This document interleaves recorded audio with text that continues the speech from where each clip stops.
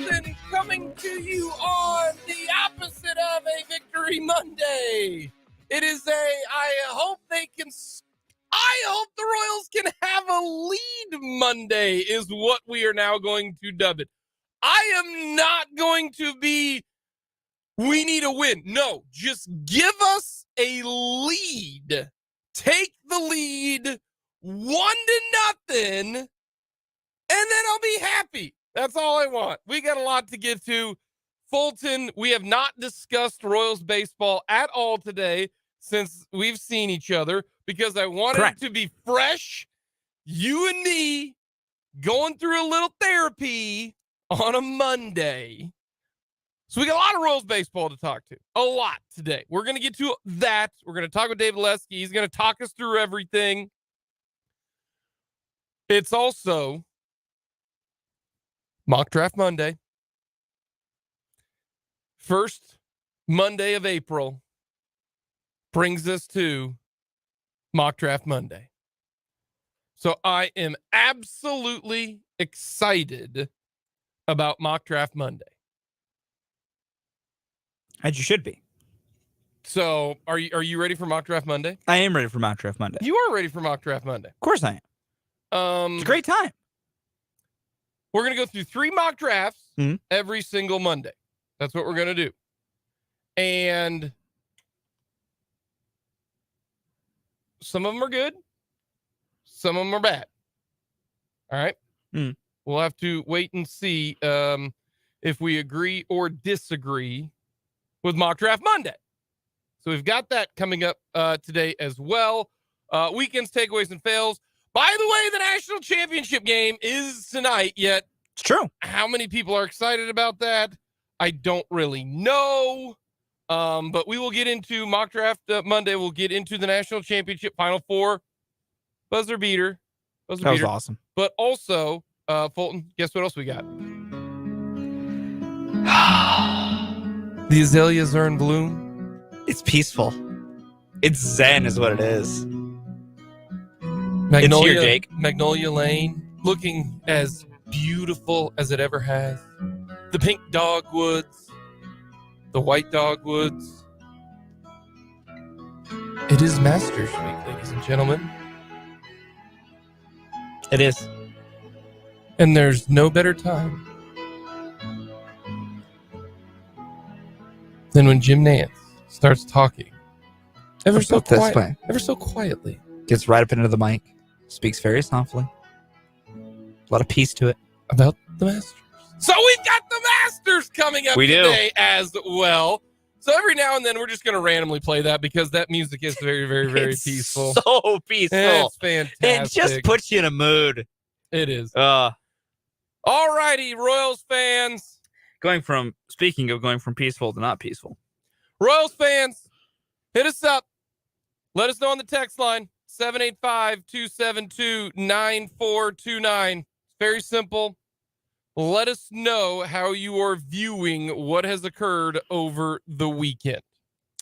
All right. Fulton? Yes, Jake. Do you want to talk about the positives or do you want to talk about the negatives? I mean, I think we should start with the good. All right. The good. Pitching's been good. Yeah, it has. Pitching has been good. The bullpen's been pretty good. I mean, my goodness, when your starters combine to give up 5 earned runs in the first 3 games, that is good. Zach Greinke even striking out 4. 5 1/3. Lyles. My goodness, if Lyles goes 5 1/3 and allows 1 earned run, you cannot waste that start. And I can promise you that actually did happen because I watched it with my own 2 eyes in person. Keller goes 4 2/3, 2 earned runs. Did have a couple walks. Needs to get the walks sorted out still, but overall did look good. The breaking ball looks completely different. Yeah. Got some good whiffs on it. 6 Ks. The bullpen on opening day, good. The bullpen on Saturday, good. You lose games 2-0. Your pitching staff. You cannot blame the pitching staff for the first 2 games. You cannot. Good.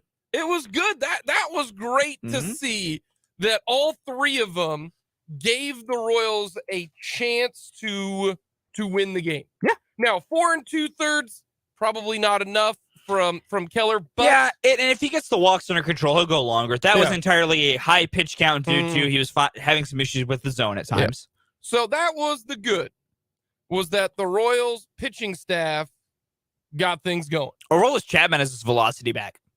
Yeah. That's good. You were not too high on Mr. Chapman. Oh, yeah, because he could not find a strike zone, and there's some character things I don't like. But correct, for at least one game, he could find the strike zone again and his velocity back. And zipping him in there at triple digits. From a player standpoint, he looks like old Aroldis, which is good. Which is good. So that is the good. We don't want to just completely come out here and say the Royals are now the 2005 Royals, because that is not the case. It is important to realize that even in a series where you get swept, good things were happening. That can exist. Yes. Now, the Royals, when they stepped into the batter's box, were so bad. The end results were not what you wanted. To a point. Now, here's the thing. In 3 games, they had 12 hits. Yeah. 4 doubles. Yeah. 2 home runs. Yeah. 25 Ks. Yeah. 13 walks. That's the good. Did you know Royals currently right now are top 5 in the league in walks? Yes. That's good. The 13 walks is good. 2 home runs in 3 games. Not terrible. Not great. 6 extra base hits in 3 games. That's a problem. That's a bummer. And the 12 hits in 3 games. A little bit of a bummer. That's a bummer. Now, here's the thing that is bugging me, and I think I know what you're going to do.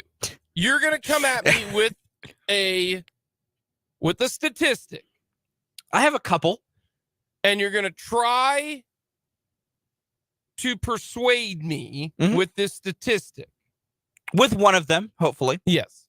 Now, I just have a feeling you are. We have not talked about this, but I have a feeling you're going Given to. my track record and the things I discuss, this is very on brand. Yes. And like I've said, I have some things up. Yeah. And the reason why I'm going to go with, I get it. I see your point that you're going to make. It's not as if they faced, the greatest rotation. I also will be countering that. Okay. Let's hear what you got. Why? Here's what I'll say. Because why should Royals fans not be doom and gloom over the offense after one weekend? Step off that ledge. Yeah. So here's what I'll say about the offense. And I preface with all this with going, I get it.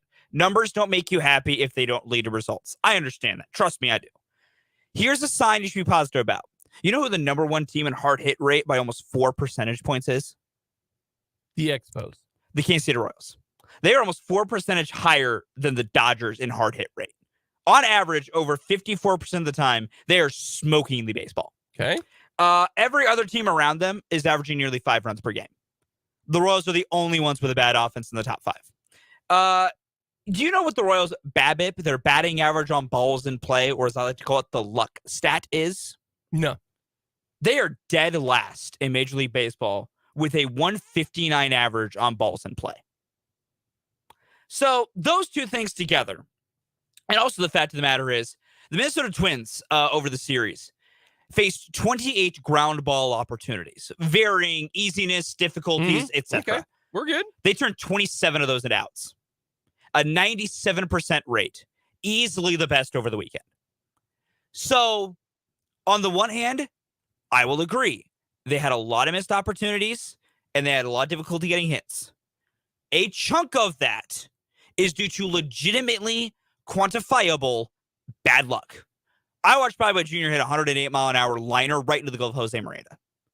And then I proceeded to watch an inning or two later, the Twins score a run off a ball that was maybe 7 miles an hour. Yeah. Like, little bleeder. It happens. Part of this game is pure luck. The Royals didn't have it in the first weekend. Now, I'm not saying that to make you guys think all of a sudden the Royals are going to score 8 runs a game. They're not. There's other factors at play because with runners in scoring position, their stats were bad. They didn't have the same exit velocity. It was beyond bad luck. They were making bad choices. with runners in scoring position. That part can actually be legitimately concerning. Yeah. But I think there's enough evidence to say their offense will come around as the luck averages out. And then I will say this to your argument about the Twins rotation. The Twins rotation is legitimately good. Just because some of the names aren't like household stars, that is a good rotation. Pablo Lopez is one of the better starters for the past few years. It's just he's been in Miami, so no one knows about him. Pablo Lopez, statistically, a top-level pitcher. Sonny Gray has, as he's moving into a different stage of his career, is still really good. And then I've been touting this for as long as I can. Joe Ryan is a good young pitcher, like a very good young pitcher. So, and then the relievers, like the Twins' entire pitching staff is what they built this offseason to be better. And they did it successfully. They have some of the better like Caleb Thielbar, a very good reliever. Jorge Lopez out of the pen, fantastic. Yon Duran is nearly unhittable. Like, you did face good pitching. The reason why I'm not doom or gloom is because it is 3 games. That's the other part, too. It's 3 games out of 162. It's 3 games, okay? But you are correct. And I knew you were going to come at me with the hard hit ball rate. That is good. Because the number one thing I would point to, it will get a little better. That, to me, is you said 2 things for me. Sometimes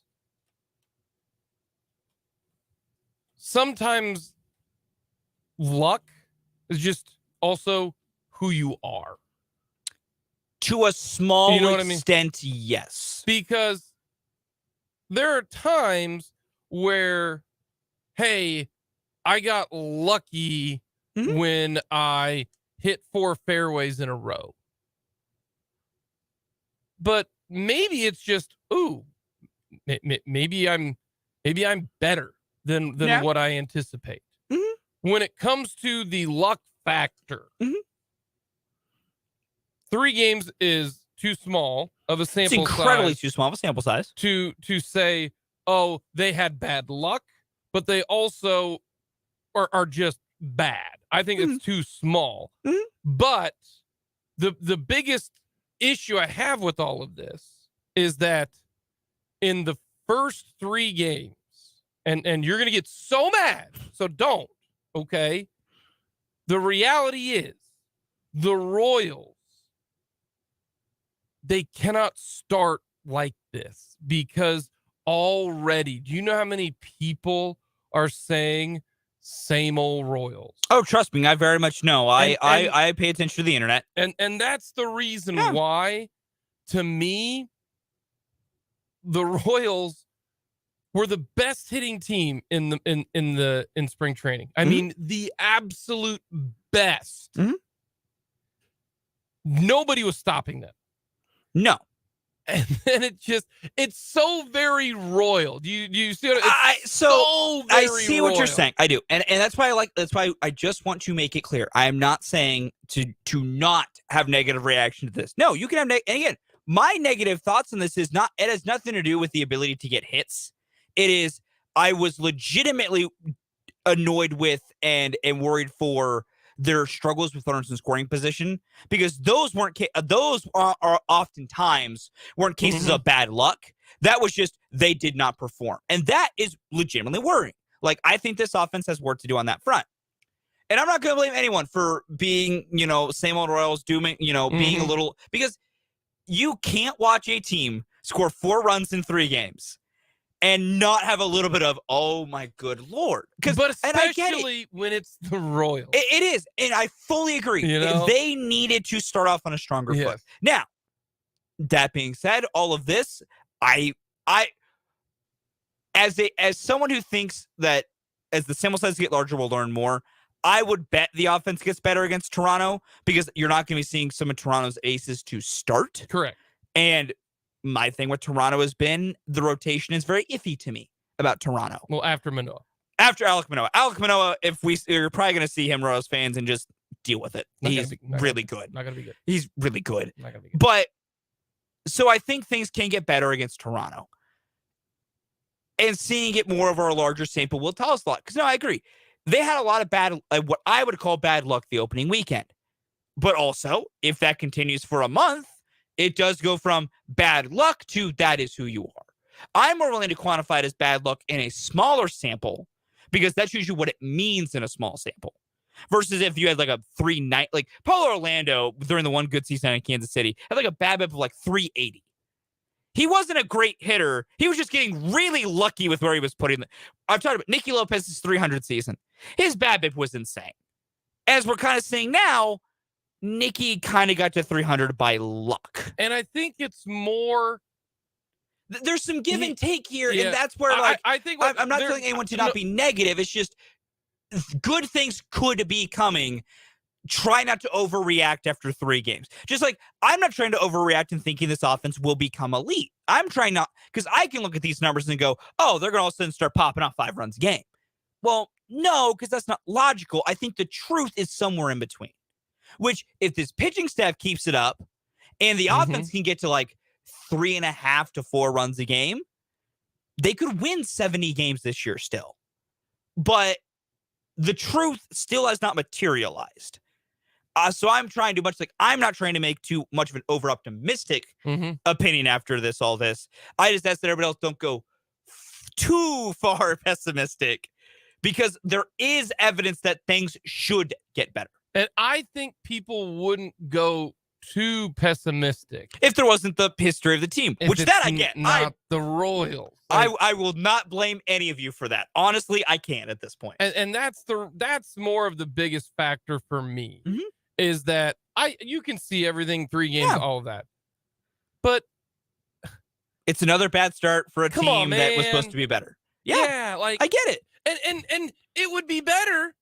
It would be better if they had a single lead, like a one time. Not having a single lead all weekend was brutal. I have not looked this up, but I'm going to go ahead and tell you the Royals are the only team that has not led in Major League Baseball this year.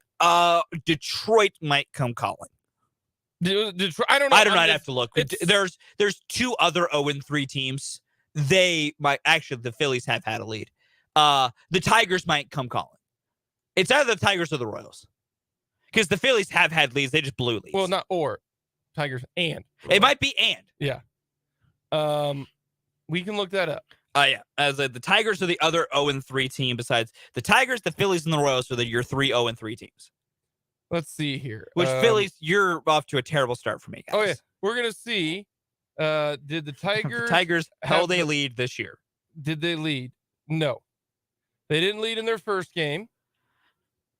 I doubt they led. I think the 3rd game they got destroyed. Well, they were shut out. So, did the Tigers lead when they lost 12-2? And the answer, no. So the Tigers and the Royals, hey! AL Central continues to be a joke of it. Hey, how about that? Royals haven't led. Laughable. And hopefully it gets better tonight. And we'll look at that later on in the show, but we'll talk about it a better. little bit more. We will. Coming up next, our weekend's takeaways and fails here on Mic'd Up.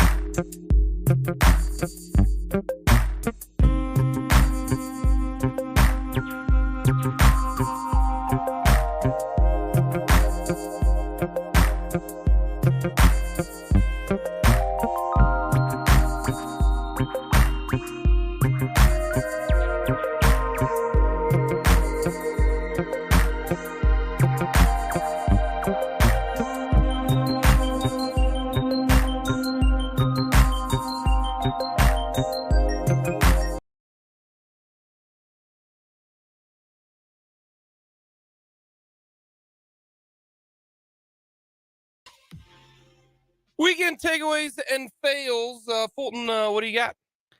It's very simple. Baseball's new rules and regular season action were fantastic and wonderful. Bunch of stolen bases. Games were really short. There was action. It's great. I'm loving these new rules. And I love them the more I see them. I saw something this weekend that I've never seen before. He's going to be the number 1 pick in the NBA draft. I've watched this video, no joke, 50 this times. exact video. The French basketball player Victor Wembanyama shot a 3-pointer from the left wing. Mm-hmm. He knew he missed it, like all good shooters know. I didn't feel Doesn't right. feel good out the hand. Nope, wasn't good. He shot it. Then he ran to the rim, and it hit very softly off the back iron, popped up, and he dunked it with his right hand. He shot the basketball from 3-point land, ran, jumped up, grabbed it off the dunk, and then dunk tipped it in. You know, like most of the time you see that on missed layups and a guy's around the rim, grabs it and just hammers it home. He shot a 3. It's also worth noting before he did that, he did a couple crossovers into a step back for that 3. He shot a 3. Dude's absurd. He missed it and dunked it himself. Dude is absurd. Never seen that. Never seen that. That was incredible. We got a lot more to get to coming up. We are going to get to some college hoops, Final Four, and the title game tonight.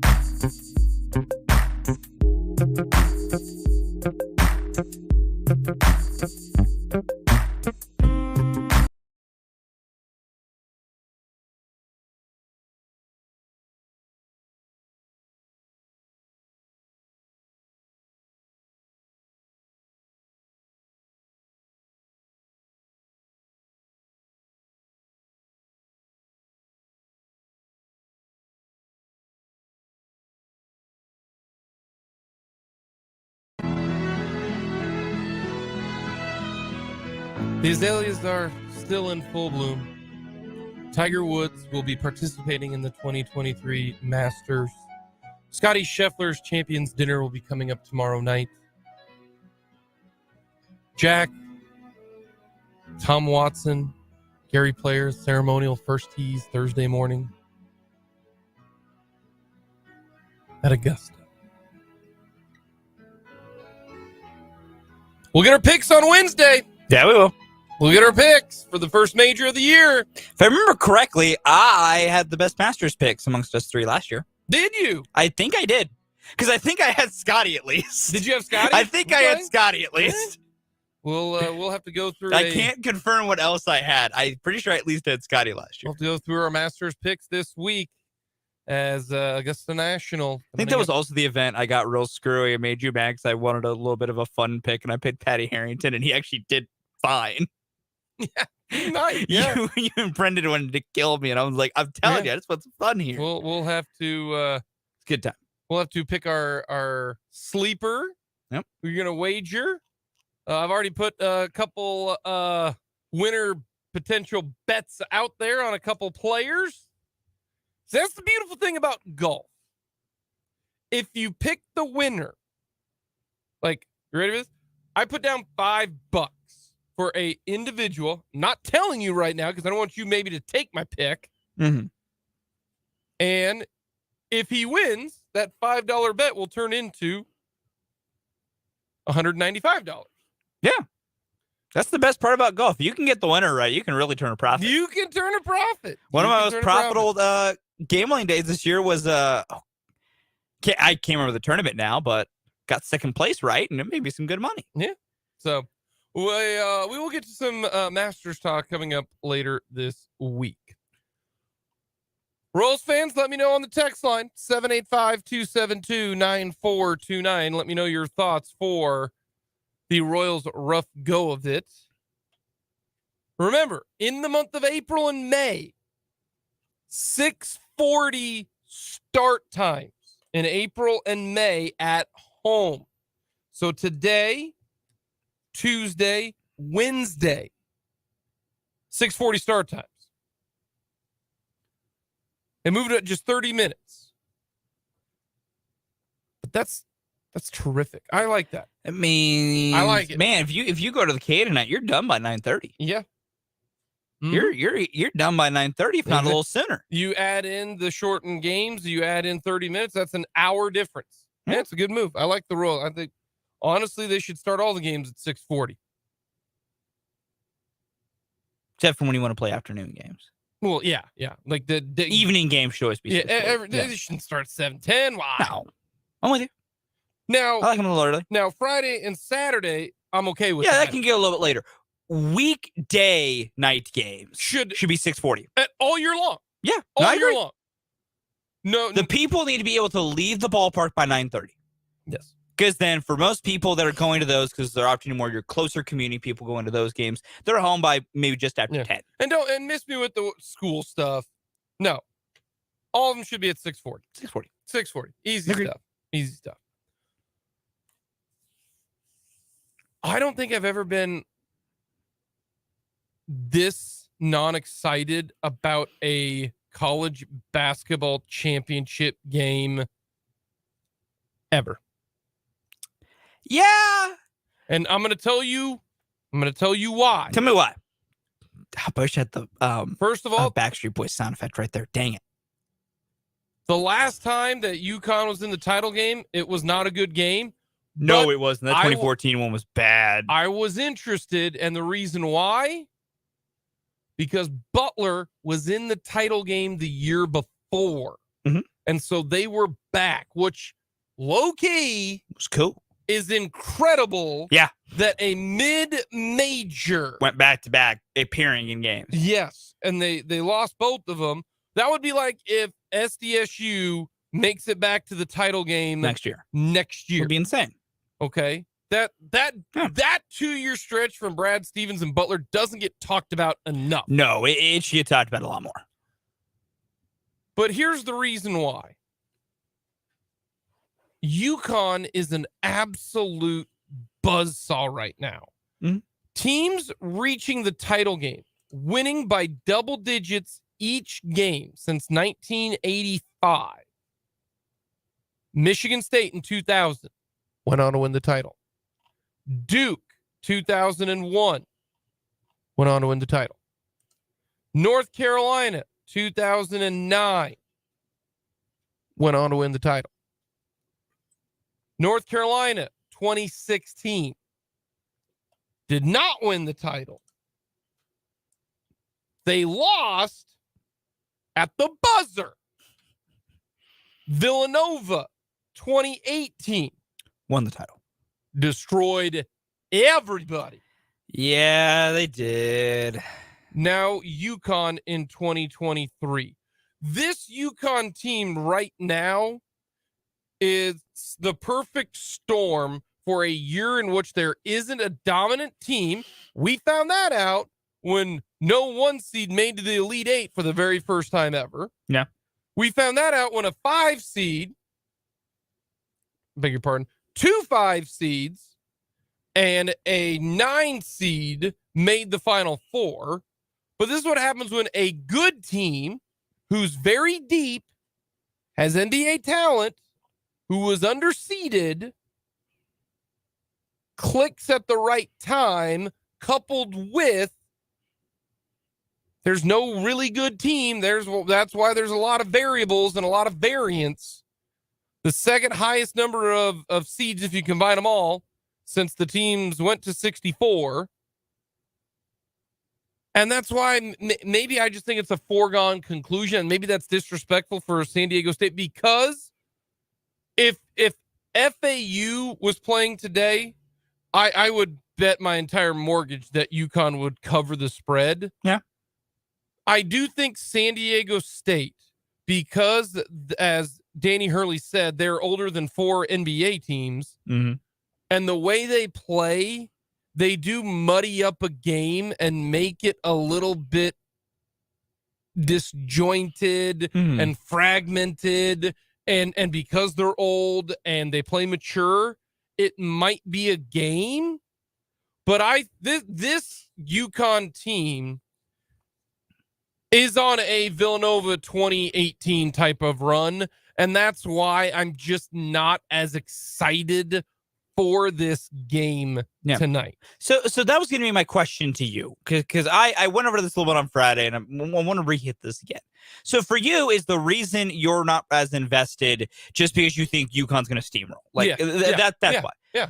That I can understand, because this entire Final Four has been fascinating to me. Because how often do we hear in sports? Like, on the one hand, we get it. People want to see good games. They do. But how often do we hear people say they get tired of seeing the same old matchups all the time? Like, they want to see something different, something fresh. I'm not saying that's everyone, nor is it even a massively high rate, but people are often talking about points of we want to see something. Last year we had the Final Four of the Blue Bloods. Correct. And there were people who were excited about that for the line of, we were going to get some good basketball. There were people going but again, we're seeing these guys again.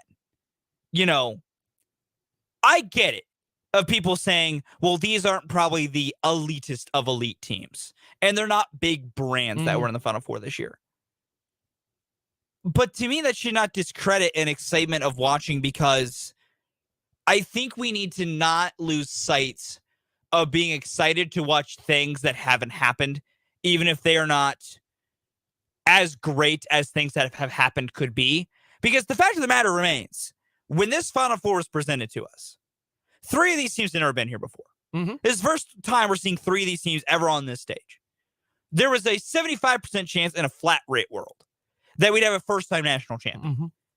And it wasn't being covered a lot. And to me, that I think does a disservice to the teams that made it here, and the fact that it kind of goes back on all the, if someone's ever a person who said or complained about always seeing the same matchups, and I can't, I'm not going to call it, I don't even want to call out or any of these specific parsings, but if you are someone that has often complained about, we're only ever seeing the same thing, but then ignored the entire rest of this year, I have a problem with that, to a level of, is this not what you people want? Okay.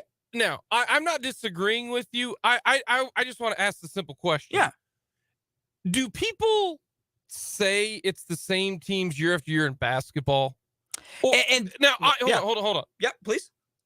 In football, we hear that a lot. Yes. Georgia, Bama. Yeah. I don't know, and correct me if I'm wrong, I don't think that's the case in basketball. I will say, and here's the reason why. I'm going to give you the last 5 Final Fours, okay? We're not going to count this year. We're going to count last year. Okay. Kansas, North Carolina, Duke, Villanova was 2022, the Blue Blood. All right. The year before that, Baylor, Gonzaga, Houston, UCLA. Okay. Then in 2019, Virginia, Texas Tech, Auburn, Michigan State. 2018, Villanova, Michigan, Kansas, Loyola. The reason why I don't think people say, well, we see the same teams, you don't, because in the last 5 Final Fours, there's only been 2 teams that showed up twice in the 5 Final Fours. So that's only 2 teams over a 5 tournament span, roughly, and in 18 teams. And those 2 teams, Villanova and Kansas. And then let's just real quick go the year before.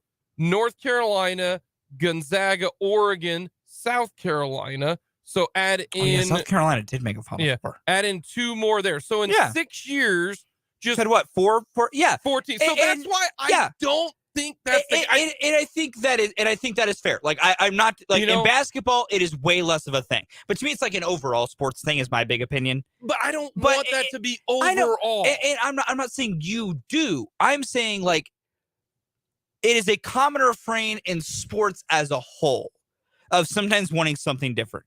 So I'm not going to blame anyone for a lack of interest in this Final Four because of the teams in it. I'm not overall going to blame it, because I get it. Like, I've been checked out of the Final Four and things like that for 2 reasons. There's no Kansas, so there's no real emotional connection for me to watch. And baseball started. And I've never, as weird as I'm still being one of those guys is, if baseball's on, I'm watching that over anything else. Like, So, like, I'm not trying to necessarily blame anyone for that. And I get it. People think, well, UConn's going to kill San Diego State, so I'm not going to really care for that reason. I get it. I think, though, it is a level of a disservice to act like this Final Four needs to be ignored or does not deserve a level of coverage because these are the 4 teams in it. I think it having a lack of fan interest is one thing. Lack of coverage is an entirely different thing. And I personally feel there's been a weirdly lack of coverage of this game, of these games. I think the coverage is the same. And again, I could easily be wrong. I will openly admit that. I think it's more so it's that, one, these are not well-known teams. No. And also, there's not a lot of well-known stars in these games right now compared to the years previous. Yeah. And throw in the fact that, you know, the previous games, right? The previous games, Kansas, North Carolina. I mean, come on. It's 2 of the greatest basketball programs of all time. The year before that, it was Baylor, Gonzaga. 2 no-name, you know, not oh my gosh, like blue bloods forever. But it was the best team in basketball going up against a team that was undefeated in Gonzaga. That is a sexy storyline. Yeah. The year before, 2019, Virginia. You had a team that lost in the first round in 2018 and is now playing for the title. 2018, you had one of the greatest teams that I have ever seen go up against a Michigan team who was on an absolute heater. And so a part of me thinks there's just so many variables going against this because, one, San Diego State they're not FAU. No. Because if FAU would have made it there, and we'll get to the game in just a second, I think that San Diego State doesn't do anything sexy. They don't do anything their flashy. style of basketball is incredibly painful to watch.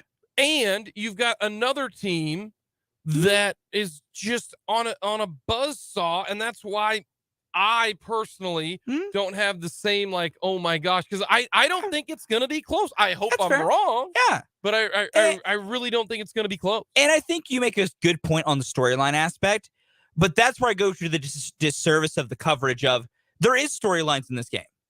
San Diego State's trying to win their first national title ever. That's a storyline.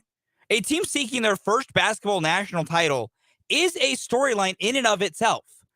But they have never been here. They've never had this opportunity. That is a storyline in and of itself naturally.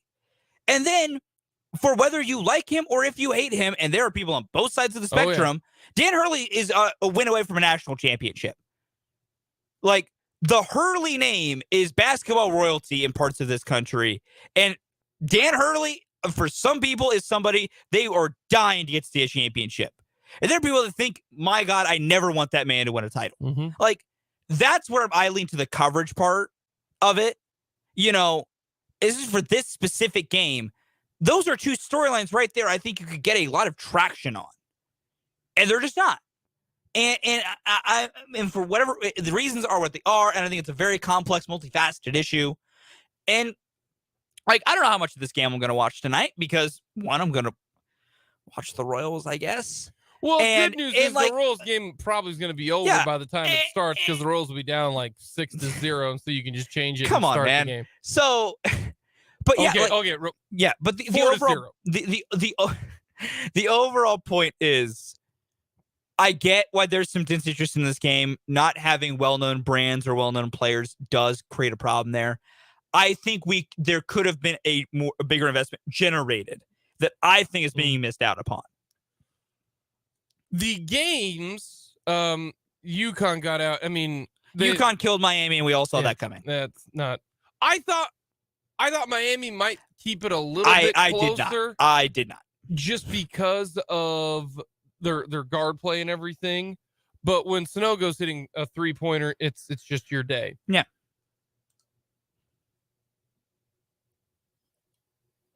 We say this so much on this show. Finishing is so hard to do in sports, even to the point where, and I I would want to have the lead, but it's almost to the point where maybe it's best if you were trailing, so you just let it hang, because FAU led by 14 points with 15 minutes to go, led by 9 points with 10 minutes to go, led by 5 with 5 minutes to go. They were up by 5 with 5 minutes to go. They were up by 4 with a minute to go. Finishing is so difficult. The momentum was all on the Aztec side. I mean, my goodness. And that's what made that particular game exciting. Mm-hmm. Like, to me, this Final Four is going to remind me of 2 years ago, when the semifinal game will be the game that people are going to talk about, with Jalen Suggs hitting the half-court buzzer beater to beat UCLA, and then they just got absolutely stomped by Baylor. SDSU, what a final. First of all, kudos to SDSU for not fouling. Kudos to them to just play defense, not calling a timeout, creating, getting us some separation, a great little hezzy. And that is the perfect example of, please don't shoot a pull-up NBA three. Yeah. There's so much time left. That's a veteran guy in Butler, drives down there, has it on the baseline. You're like, oh my gosh, what is he going to do? Little hezzy, 2 steps to his left. I mean, you could not swish a shot. Like, the last time I saw a buzzer beater swish on that type of shot was Jordan against the Jazz. I mean, it was such a swish. So credit to San Diego State for that.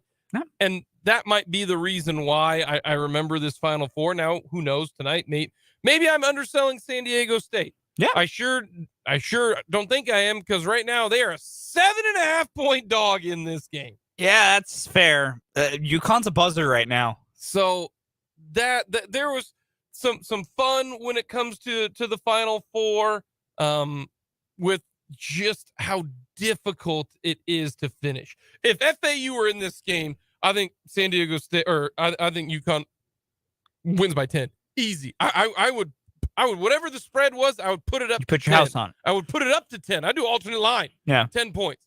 But San Diego State maybe makes it a little bit more interesting because they're gray hairs, man. They're old. Yeah. They don't get rattled. It's kind of how it looks. Those boys don't get rattled. When was the last time someone not a number 1 seed won the NCAA title? Oh, boy. I'm going to go, because Kansas was, Baylor was. Oh, boy. I'm going to go 2017. No, that was North Carolina. They were a 1 seed. Nope. It goes 2015, Duke, 1 seed. 2016, Villanova, the 2 seed, when they beat North Carolina, who was the 1 seed. So it's been all one since 2016. That's true. Been a lot of chalk, but instead it will be a underseeded 4 team. UConn was, I think, 5th in KenPom when the tournament started, and they were close. A 4 seed. Coming up next, we've got lots to get to.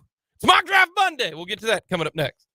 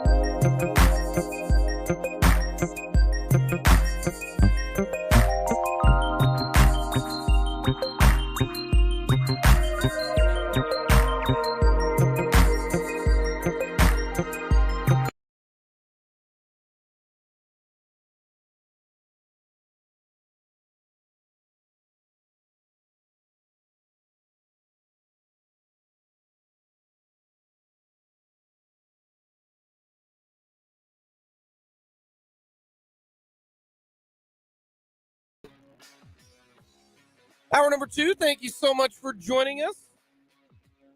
Plenty to get to. We're going to talk with David Lesky on all things Royals baseball. Are Dave and Fulton on the same wavelength? Are the Royals just 3 games in, no big deal?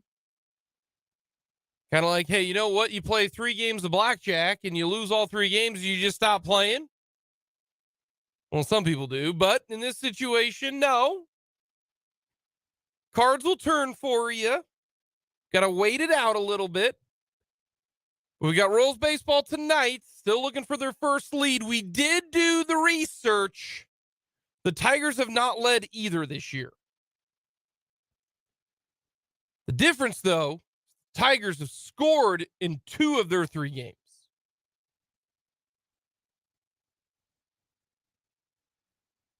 The Royals have only scored in 1 of their 3 games.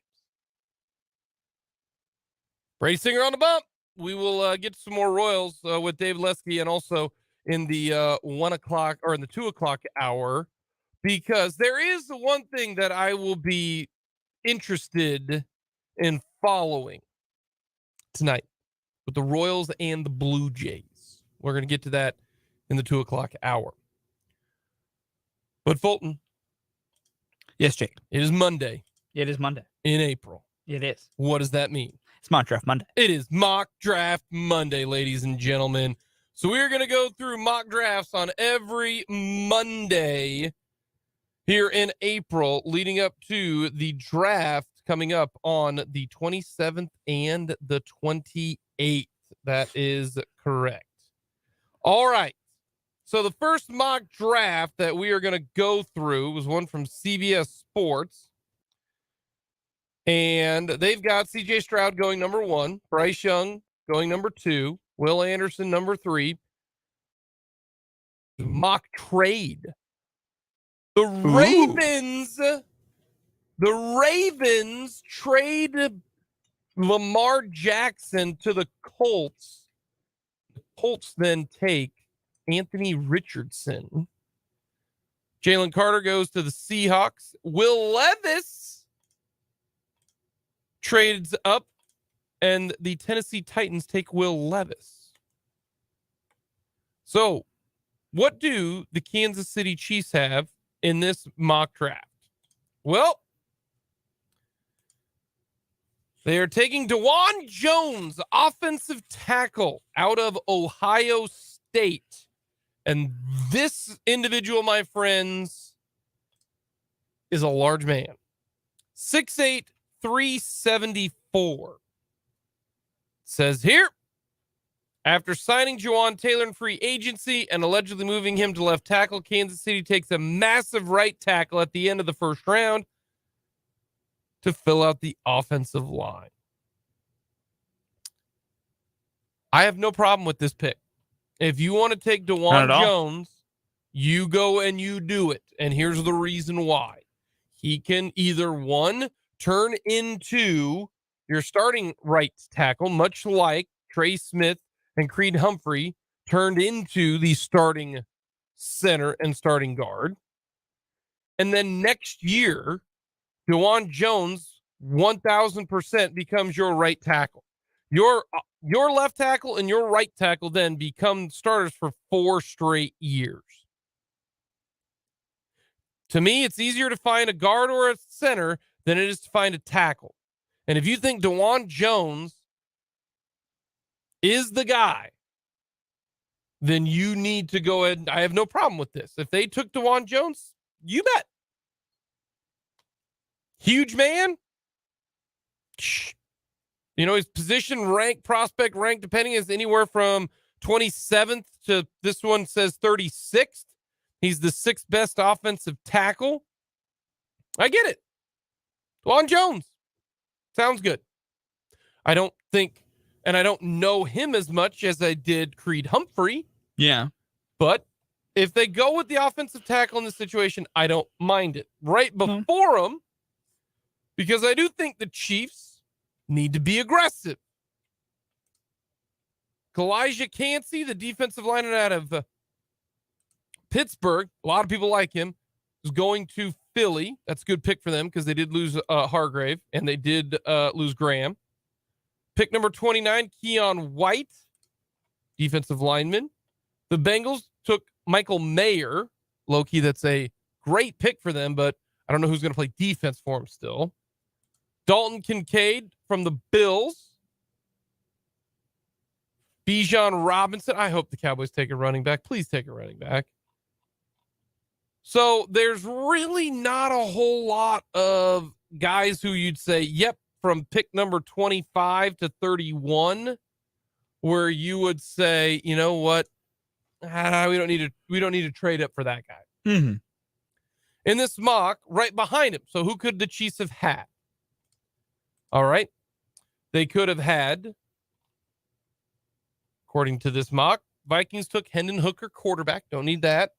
The Texans took Zay Flowers, Boston College wide receiver. That becomes the first one where you go, would you rather have DeJuan Jones or would you rather have Zay Flowers? Because you could have either one of them.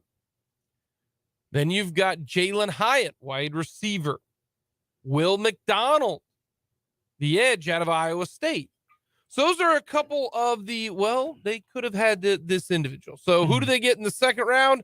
Well, they are taking a defensive tackle out of LSU.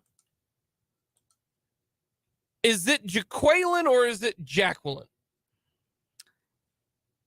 You know, I think it's Jacqueline Roy. But in the immortal words of a great Key and Peele sketch, it might be Jaquelin. It might be Jaquelin. No, I think it's Jacqueline Roy. Not confident. Defensive tackle out of LSU. All right. Mm-hmm. And then in the third round in this mock draft, the Chiefs take Josh Wiley, a tight end out of Cincinnati. Last time the Chiefs took a tight end out of Cincinnati in the third round, it worked out pretty dang well. So would you be on board with an offensive lineman, namely a tackle. Mhm. Then you've got a defensive tackle. Mhm. And then you got a tight end for your first 3 picks. So, with the current roster makeup for the Chiefs, I would like one of the first 3 picks to be used on a wide receiver. It's not like a desperate necessity of like, if they don't, oh my goodness, the world is ending. But I feel they still need to put something in the room, an investment with a higher pick. I would probably go with receiver over defensive tackle. I think they could find, because if they're adding anything on the defensive line at this point, it's a little bit deeper depth. So I'd be cool with that being more of like a 4th or a 5th round option. So that'd be my only complaint. Okay. But overall, I wouldn't complain about it if this is the way it shook out. Love the first pick. Yeah, I'm cool with you want to get a gigantic mauler to put at right tackle. Yep.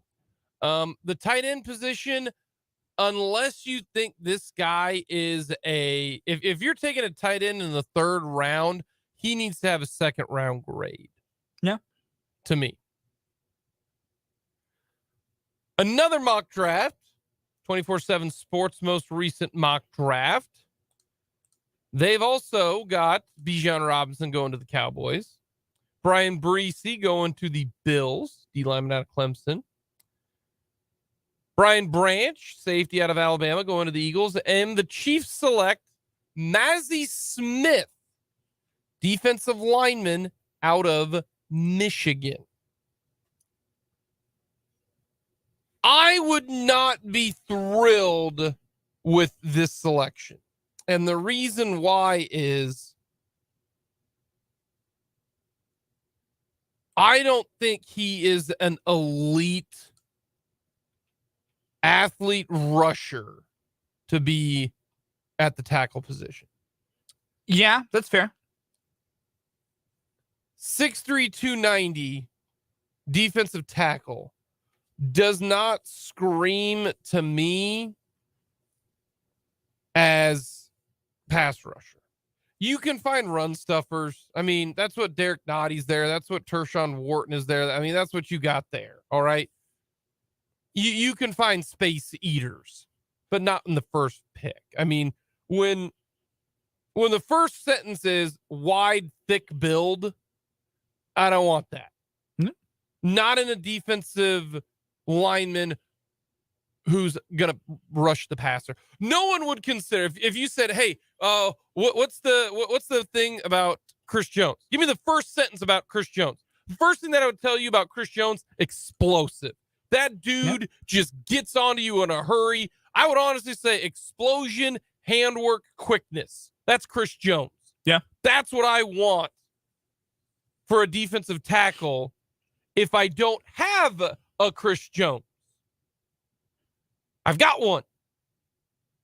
I don't think they need a defensive lineman with their first pick. The comparison, ready for this? DJ Reader. Good player.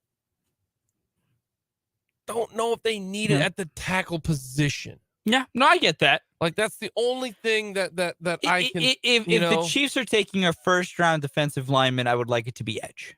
Yeah, a guy who can bona fide be an edge rusher. No, I'm with that'd be my thought too. No, if that was the pick, I would also be less than thrilled. The only positive vibes I'd have from it are just that I trust Brett Veach at this point. I would much rather go with a different draft. Now, the next draft that we are going to go with, I hope that they don't actually make this pick. Okay. Where they get the pick. And I saw this one just a couple minutes ago. This is from Warren Sharp and Sharp Football. They've got CJ Stroud going number 1, Bryce Young going number 2. At pick number 31, the Chiefs take wide receiver Quentin Johnston. If the Chiefs draft Quentin Johnston, it shouldn't be at 31. It should be at about 26. Because if Quentin Johnson is there at 26, you get on the horn with whoever has 26. you go get him. Yeah, who has 26? 26 is Dallas. You get on the horn with our friends in Dallas. Buffalo ain't going to trade with you at 27. Okay. No, not again. Bengals ain't going to trade with you at 28. They Probably should. not. They should. Because you got to take the emotion out of it. Because you got to do what's best for you.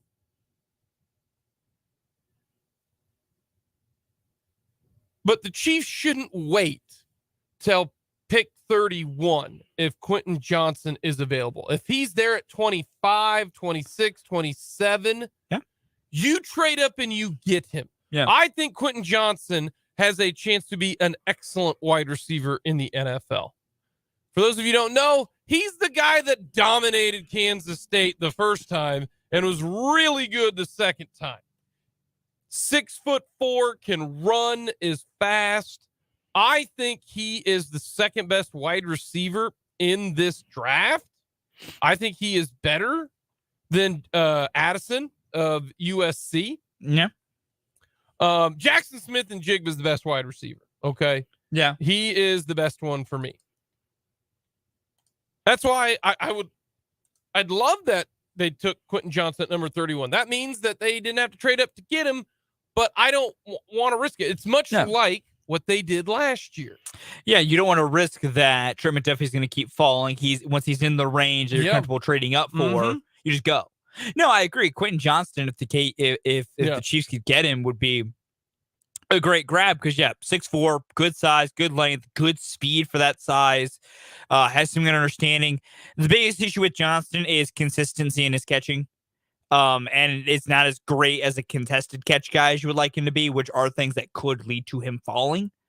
But if the Chiefs can get Quentin Johnston, I mean, imagine Patrick Mahomes getting to throw to a 6'4" guy with speed and a little more physicality to him than like Marquez. Yeah. And also, Johnston can track the deep ball really well. And maybe that's where people are going to say, well, Jake, you've got MVS technically for 2 more years. Yeah. And Quentin does more things than just the one thing MVS does. Yeah, I would. No, if Quentin Johnson, I like that. My zone is if Quentin Johnston's on the board at 23. You're all the way up 23. That's as aggressive, and that is the ultra aggressive move for me. That is we're on the edge of you might be going a little too far, but I can stomach what it'll take to move up 8 spots. But if he's on that 23, 25 range, if you're Brett Veach, you get on the horn and you start wheeling and dealing and see what you can do to trade up and get Quentin. Because adding that guy to that wide receiver room with the other youth in it and their abilities, because you have 2 guys who can be good slot weapons in Sky Moore and Kadarius Toney. Quentin Johnston gives you a young guy who is a bona fide, can play on the outside, can be that X spot that would work. So no, if Quentin's there, that is the dream pick. The dream pick that works out is Quentin falling that far. I just don't know if he will. Well, okay, we'll mock draft this. What pick you said? 23. I'm willing to start trying to move at 23. 23. Okay, so the Chiefs will give up pick number 31. Minnesota has 23. Let's see. They'll give up pick 31, 63. Let's see if this works. See if all you have to do is give up a second to move up to that spot in the first. They did not accept that trade. I mean, that's fair. So I gave them 3 picks to move up that far. That didn't work. That's the hard part. So you have to get a little creative at that part.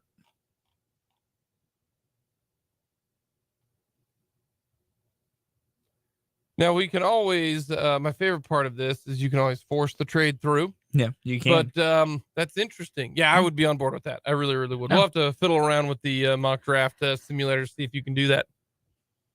We got a lot to get to. We're going to talk with David Lesky coming up at the bottom of the hour on all things Royals baseball.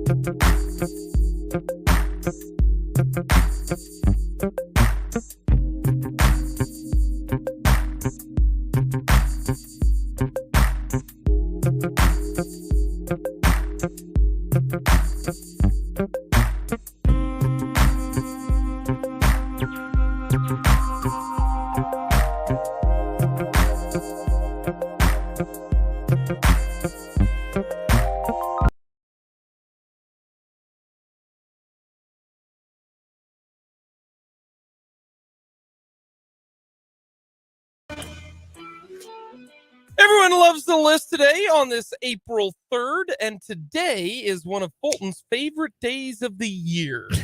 That is right. Today is World Party Day. Yes, the noted partier that I am. World Party Day. Top 4 things you need at a party. Go. Number 4 for me. This is an interesting one. Also comes down to how many people are at your party. You need space. To me, nobody wants an overcrowded party. Okay. You don't need to be stacked in like sardines in there. You need some space. However you achieve, that's up to you, but there needs to be some room to maneuver around. Every type of party needs that. All right. Number 4 for me. All right. Expectations. Okay. Your party needs an expectation. Yeah. Like, you need to let the people who are coming over or where I am going to have a little idea of what's going down. Yeah. Like, that's fair. I need to know. I respect that. Is it a theme party? Yeah. Do I need to bring anything? That's fair. Don't just be like, hey, party at my house. Like, no, what are we doing? Is it gonna get? Is it getting rowdy? You know, I need to know expectation. Yeah, I feel you. Number 3 for me, I feel strongly about this, and I think this makes any party better. You need a party pet. The person in the place, there needs to be an animal to hang out with while you're there. Every party is made better with a dog. Wait, what? Every party is made better with a dog. It's the fact. Listen, I have too many friends who don't like large social interactions, so they just want to chill and vibe in a corner. That moment, it makes them feel uncomfortable. They got a dog to hang out with. Okay. That's my point. It's for everybody. Okay. I'm a man of the people. Okay. Number 3 for me, you need to have some type of proper food. Okay. You need something. You cannot have nothing. Yeah, that's fair. You need the proper food. If there's a few people coming over, small amounts. If you're inviting a big group, the proper food. I feel that. Okay? I feel that. You need. Number 2 for me, you need a variety of drink options, alcoholic and non-alcoholic. You need options for the people. You have a variety of people here. You need to cater them all. Number 2, if I'm having a party, okay, I will have a decent amount of free booze. You have to have an offer, but this also goes back to expectations. Yeah, is this if you need to chip in for the booze. Yeah, it's BYOB. But to me, a good party, you got to have free booze. That's fair. Number 1 for me, this is good for every party. I need some sort of music or entertainment. Okay. Some variety of it, but there needs to be something entertaining me at the gathering that's beyond just the social interaction. Fulton, your number 4 is my number 1. I need space. That's fair. I can respect that. You don't want everybody going elbow to elbow. You need to have some type of space, okay? Period. End of discussion. Coming up next, we're going to talk all things Royals with David Lesky.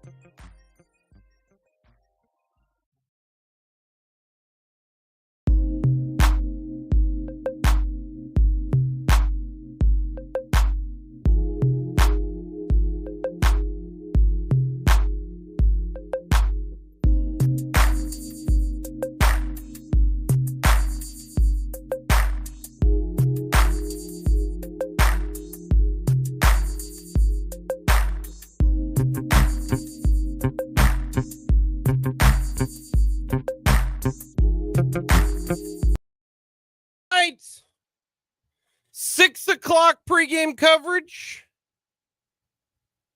6:45 first pitch. Brady Singer on the bump. We're going to talk more about Brady coming up in the 2 o'clock hour. We've got overreaction, proper reaction as well.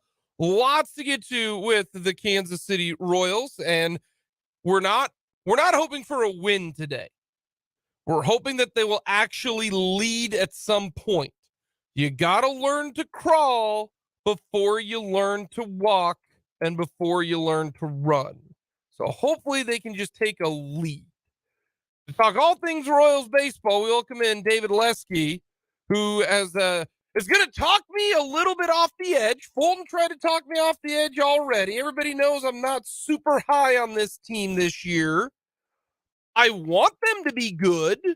I don't want to have the Royals funeral, before Memorial Day like we did last year. I want them to be good. But right now, they're not giving me a lot to say. Hey, Jake, started from the bottom. Now we're here.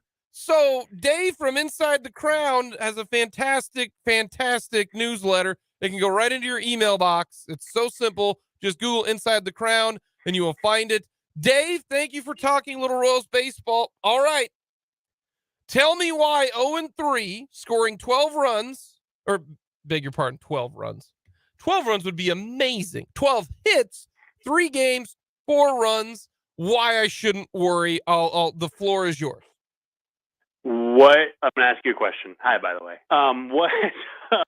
What was your record prediction for the year? I said they had to win 70 games because if they win... No, not what they had to win. What was your projection? Oh, 70. I just want them to win 70. I wanted to have a 7 in front of them. Hang on. Okay.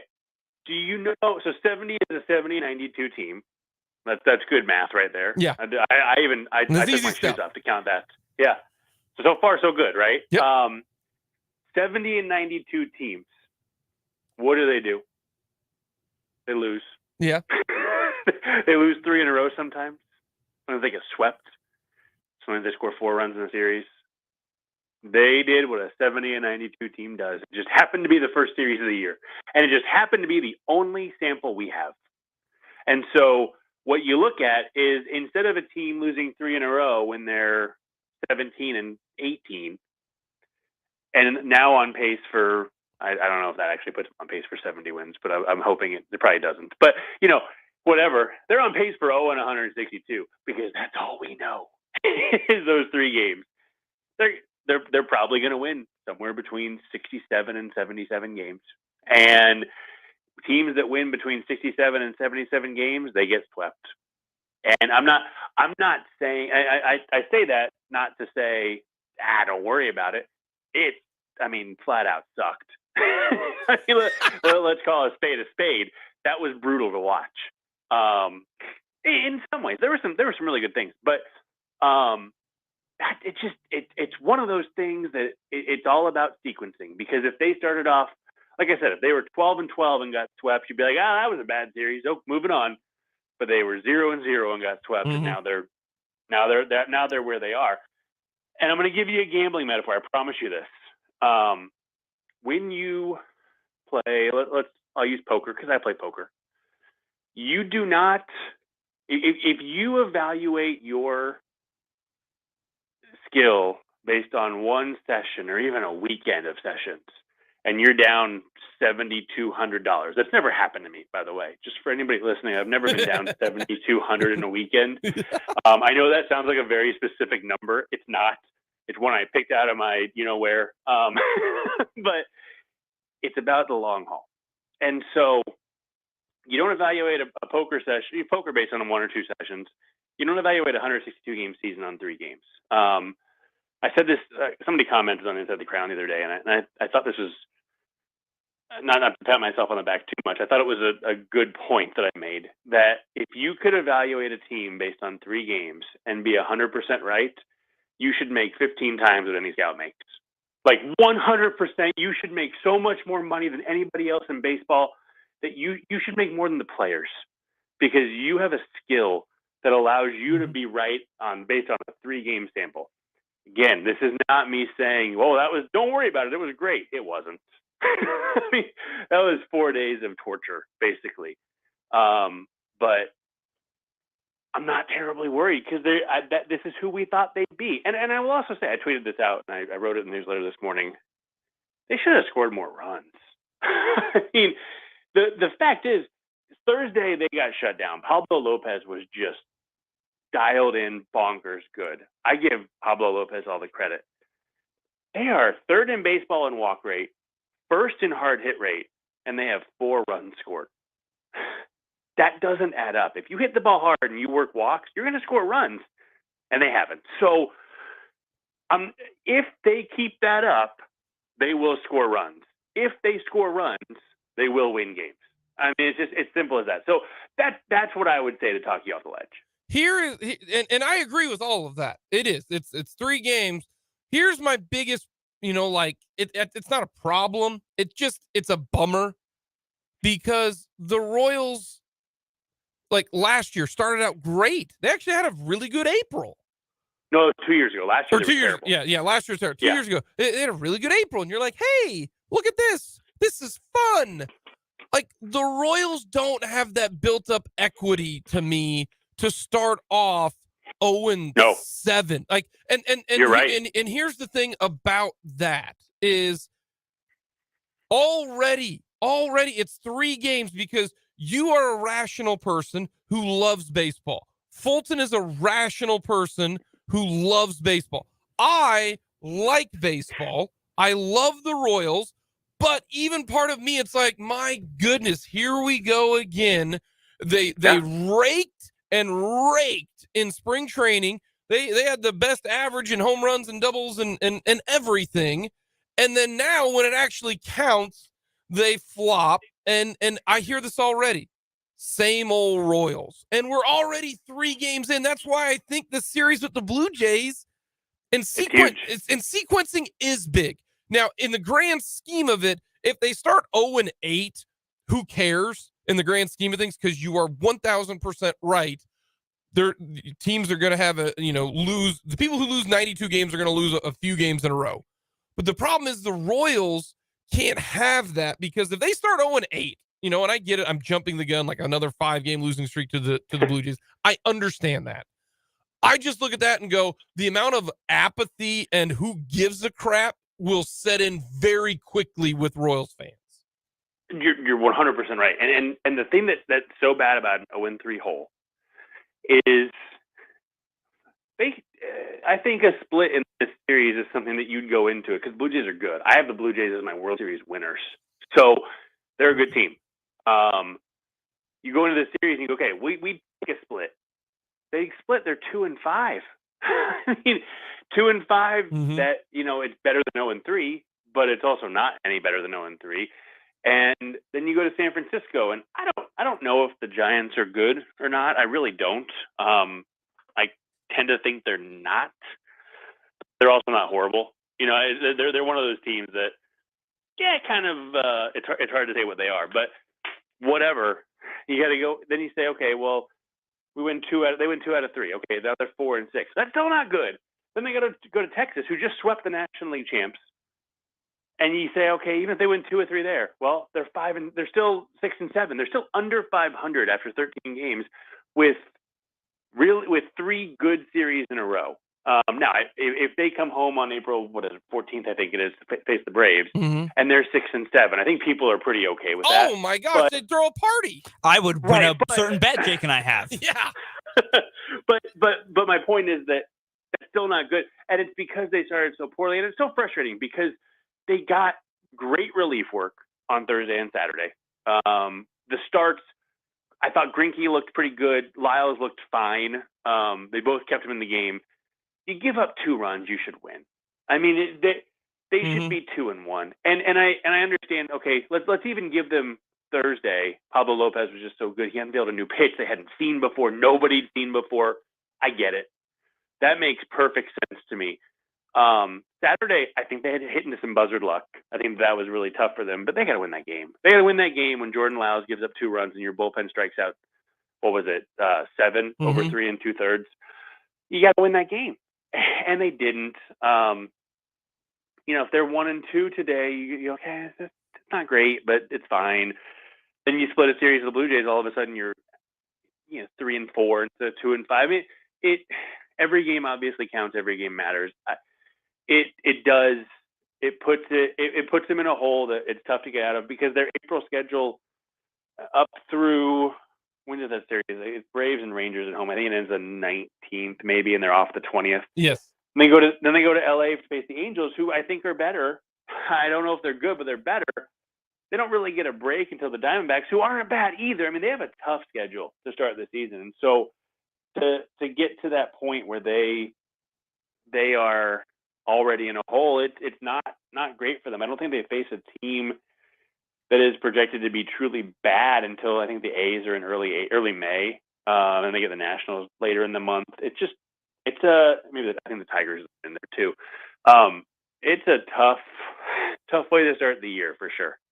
When it comes to the hitters, they're doing everything right except for scoring runs, which normally if you do everything, not everything, but yeah, but like the walk rate, which is great. The fact that they got this many walks in 3 games does tell you that their approach seems to be working, because they're not swinging at pitches they shouldn't, because they are walking.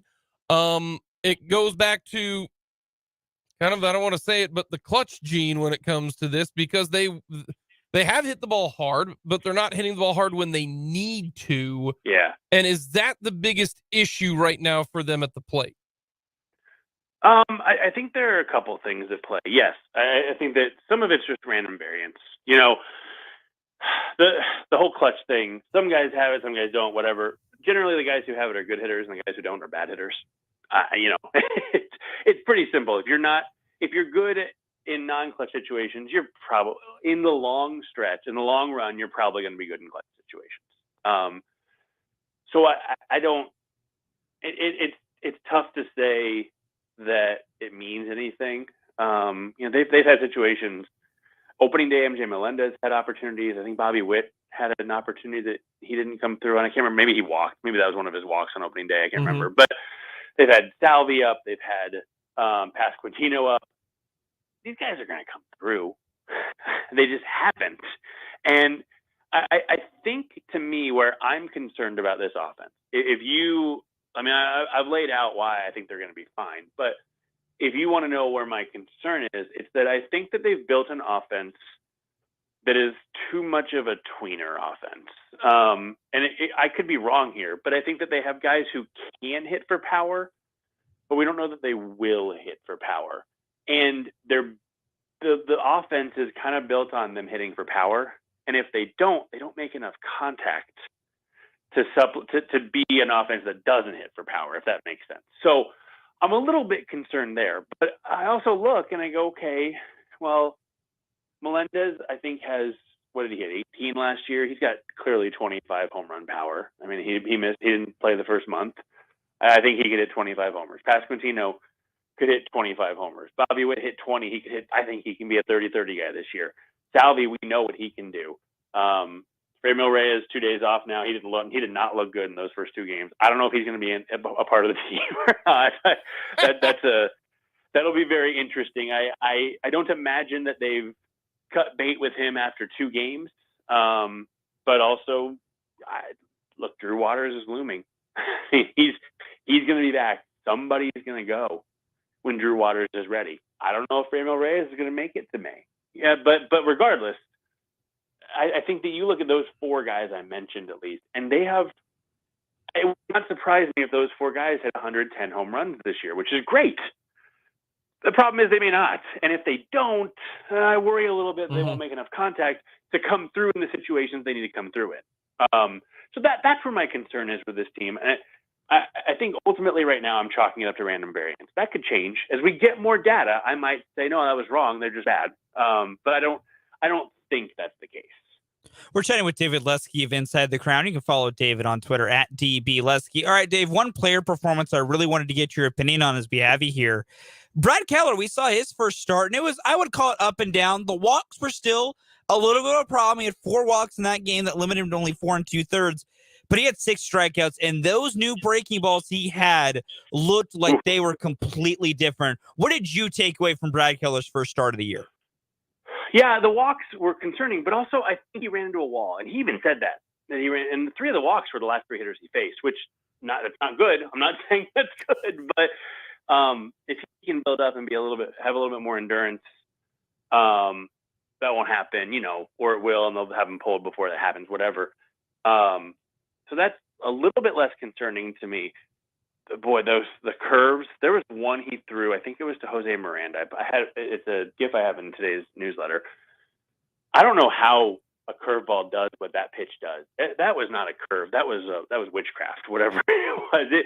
It broke in on a righty, and I don't think he meant for it to. But maybe he unlocked a screwball. I don't know. It was nasty. I haven't seen swing and miss stuff like that from him consistently ever.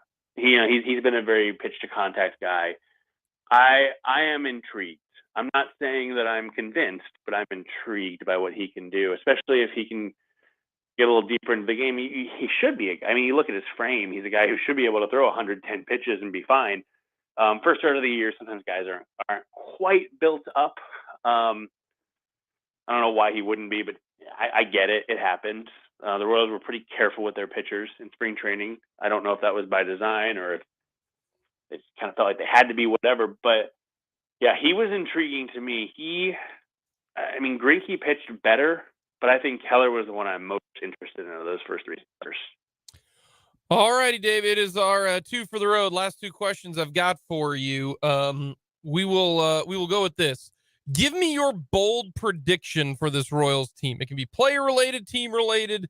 Just give me bold prediction. Does it count as bold if I say Bobby Witt's going to go 30-30? Because I wrote that, but that seems like a sort of popular opinion. So do you count that as bold? When was the last time that the Royals had a 30-30 guy? Never. There you go. That's bold. Okay. I don't care that. I also think that Brady Singer is going to get Cy Young votes.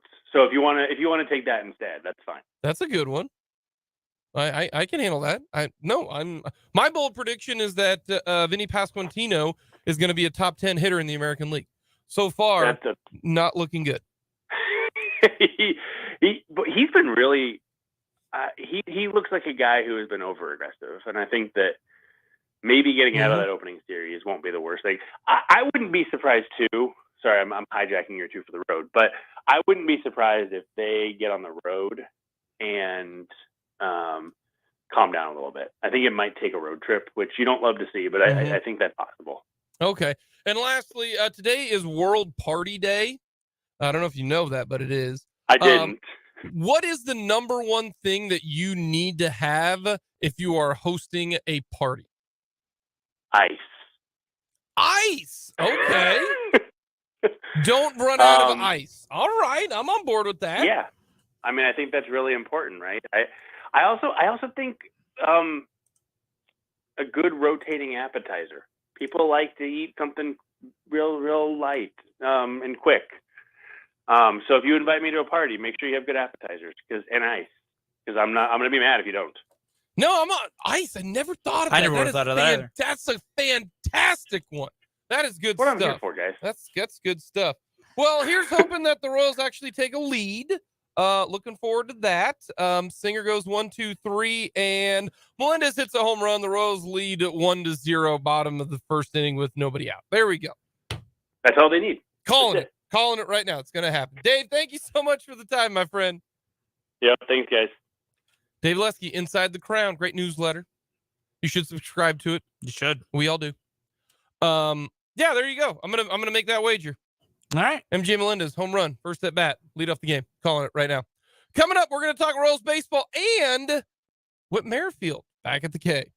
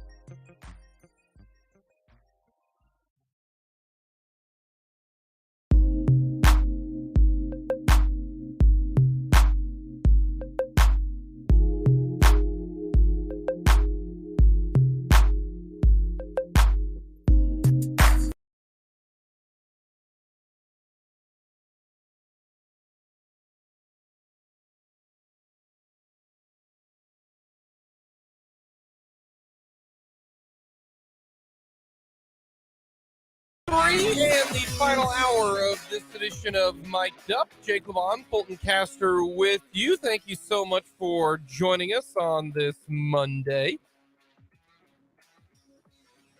Let us know your thoughts. Hit us up on our text line, 785-272-9429. Outside of Topeka, 785-272-9429. Want to get your thoughts on this Monday, including the Kansas City Royals, and two big topics today.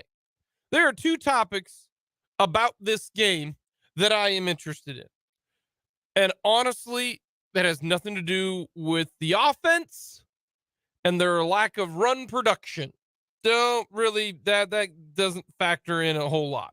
You know, the didn't score a run the first two games, worst scoring stretch to start a season in Royals history.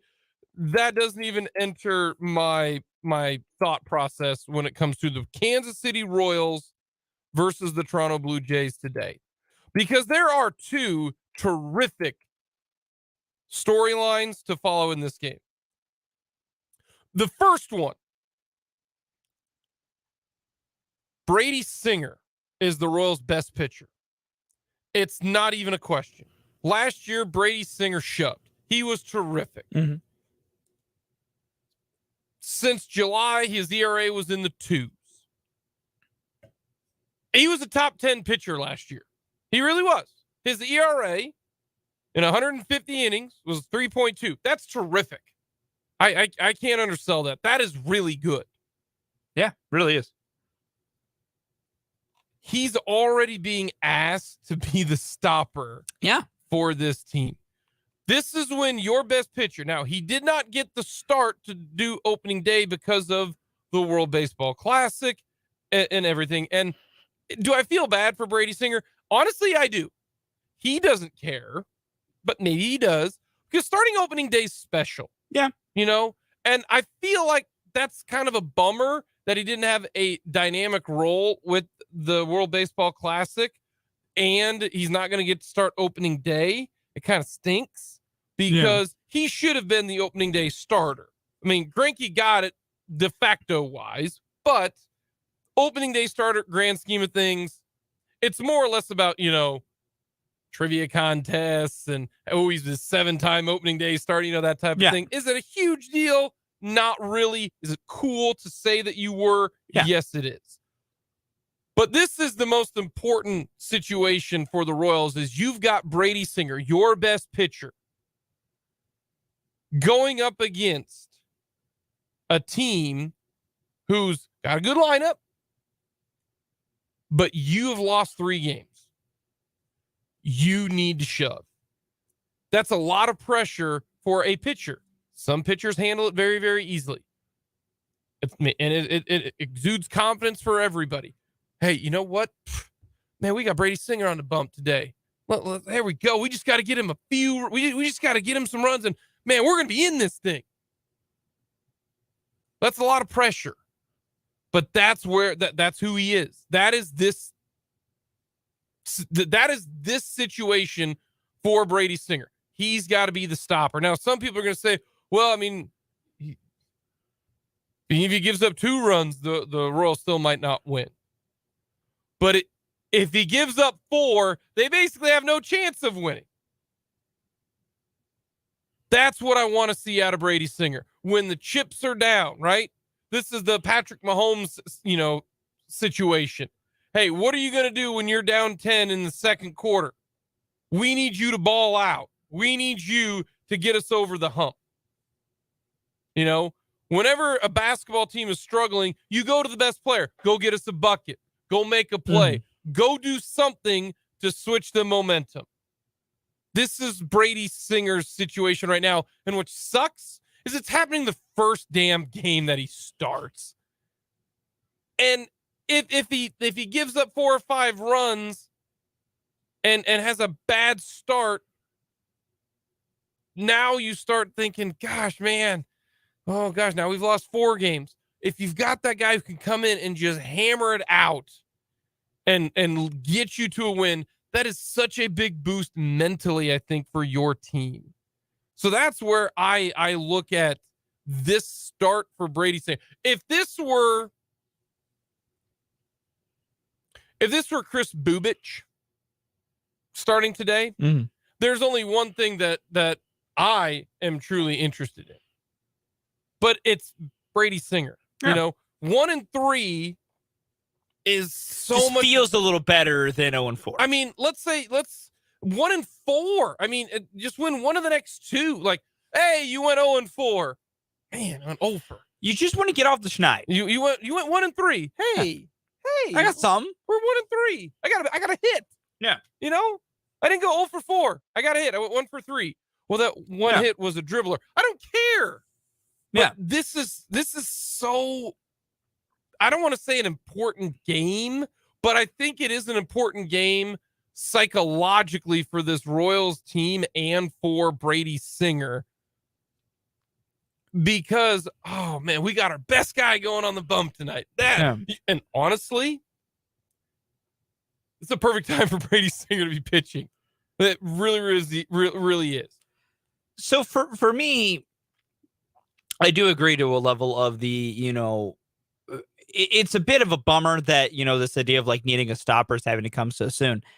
For me, for Brady, it goes beyond being a stopper or, you know, trying to flip the momentum.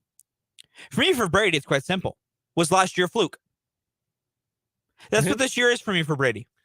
That's what these first about 10 starts are for me for Brady. Was last year a fluke? Is this the 2017 year? Was 2022 the 2019 year for Singer? for Hunter Dozier. Yeah. Like, is this the 2021 year for Nicky Lopez? Was that last year the Singer year? That's what's for me, because that's been my thing with Brady is I think it's for real. I think it is for real. There was a large enough sample size that I think he's here, and the way he's feeling and the way he's acting, I think he's going to be that number 2 level starter. But the fact of the matter is we haven't seen it. So that's what this goes beyond for me. This is not like, that's where, like, if the Royals lose another 2-0 game, there's still something positive I will pull from it. And it's Brady showing it was for real. But if Brady gets lit up tonight, even against a good Toronto team, the question has to be asked. Was last year a mirage? Was what he did last year Carlos Hernandez's back half of 2021? When Hernandez was the starter, his ERA was like 3.1. It was just cruising. Is that what happened? I don't think it is. I think we have enough data points to say it's not. But you never know. Mm-hmm. And I think that's actually the most important question in regards to Brady Singer tonight, is just that. Is Brady for real? Is he actually going to be this good? I think he will be. But this is the first step in a long, long amount of them that we're about to find out. Because if he is for real, then we can go to he needs to be your stopper, use that momentum, blah, blah. But if we find out that last year was a mirage, then it goes, well, you can't ask Brady to be a stopper because he isn't that guy. Yep. And this is the first part for us to answer those questions. The second thing that I'm most interested in, the Toronto Blue Jays are in town. Yes, they are. The Toronto Blue Jays have Whit Merrifield on their team.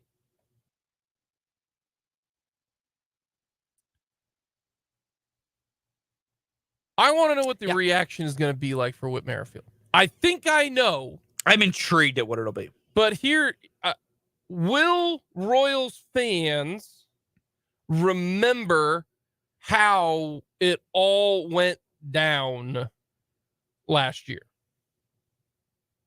It was just last year. People forget that. It was just last year. It was just last year. When Merrifield got traded to the Blue Jays. And the reason is because of Whit Merrifield. Now, the reason Whit Merrifield isn't on the team is because Whit Merrifield made a big deal about winning. Mm-hmm. And if that all didn't occur last year, I think Whit Merrifield is still on the Royals. I really do.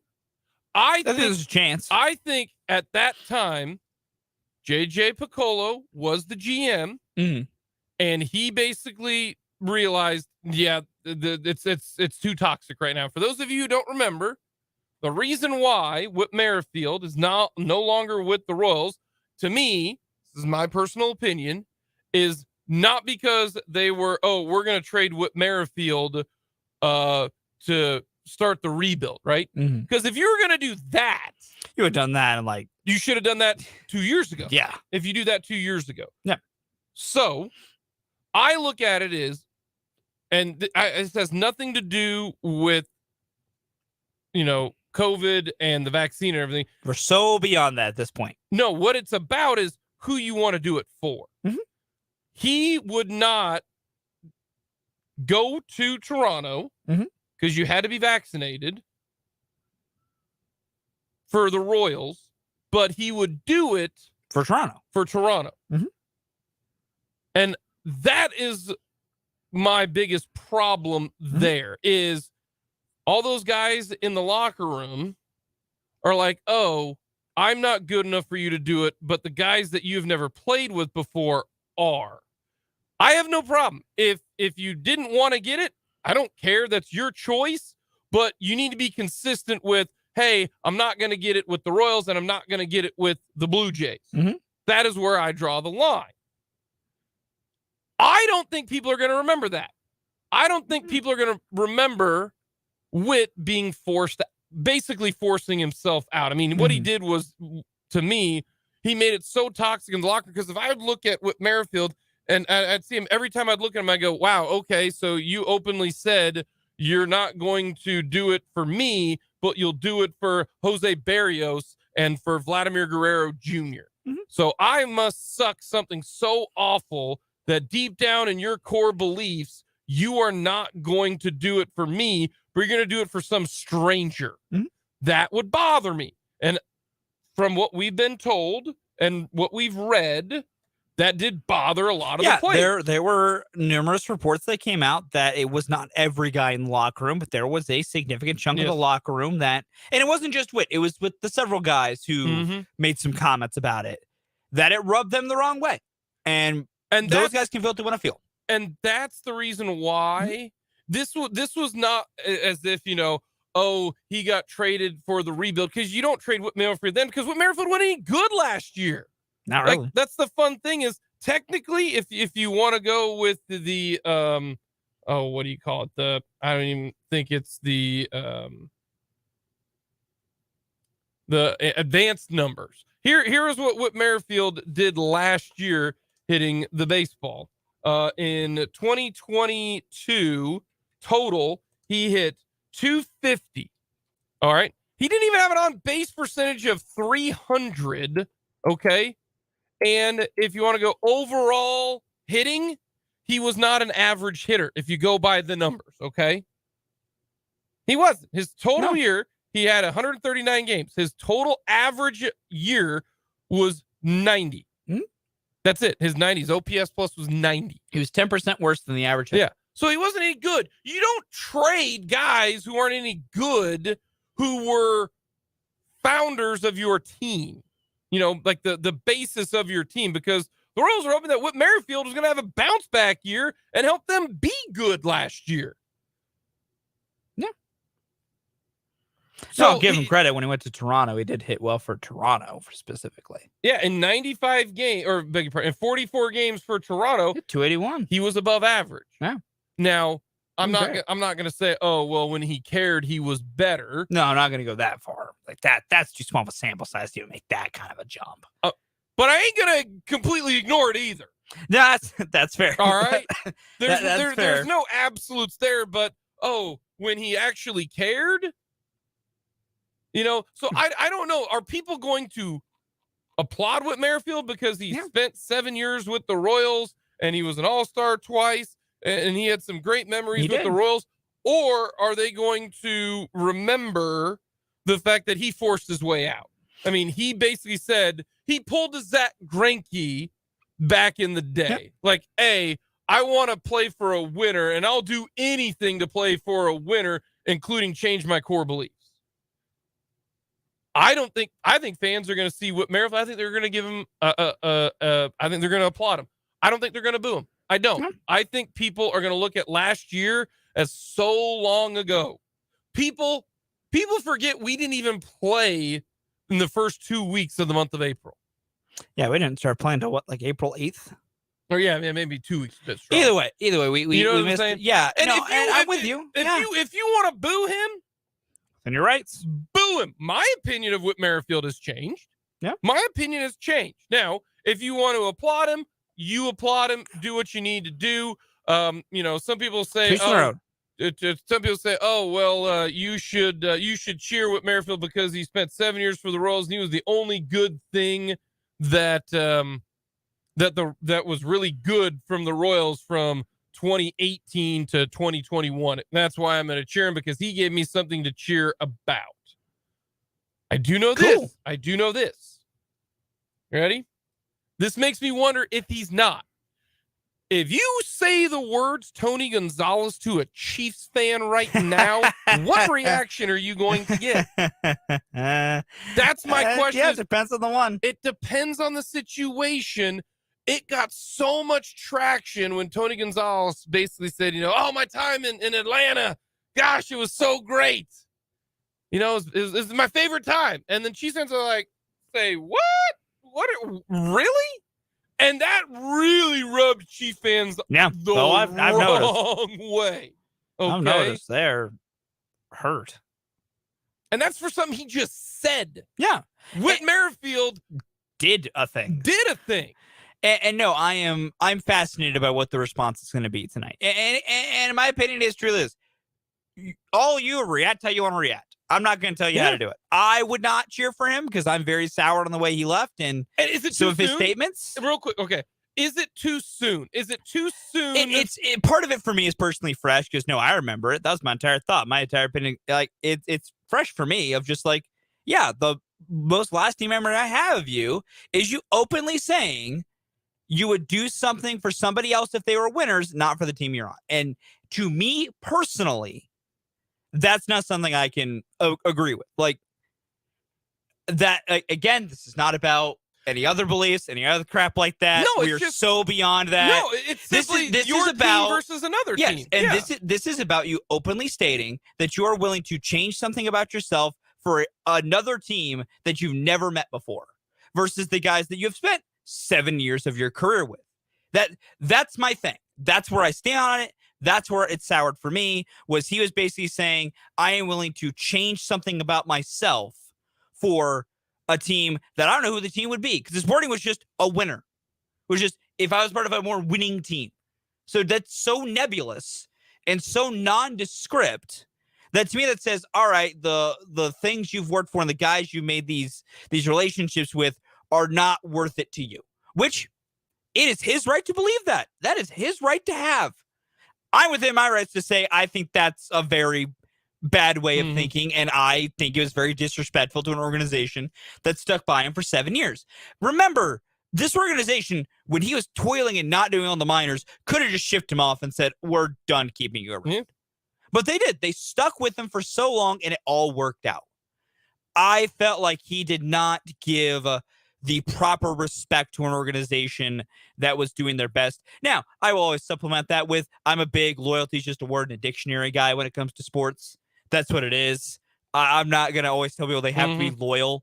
And that's where, like, this is beyond being loyal to a team, for like an organization. There are guys you're playing with every day who you know, are supposed to have all these deep relationships with. And I also just go to this way.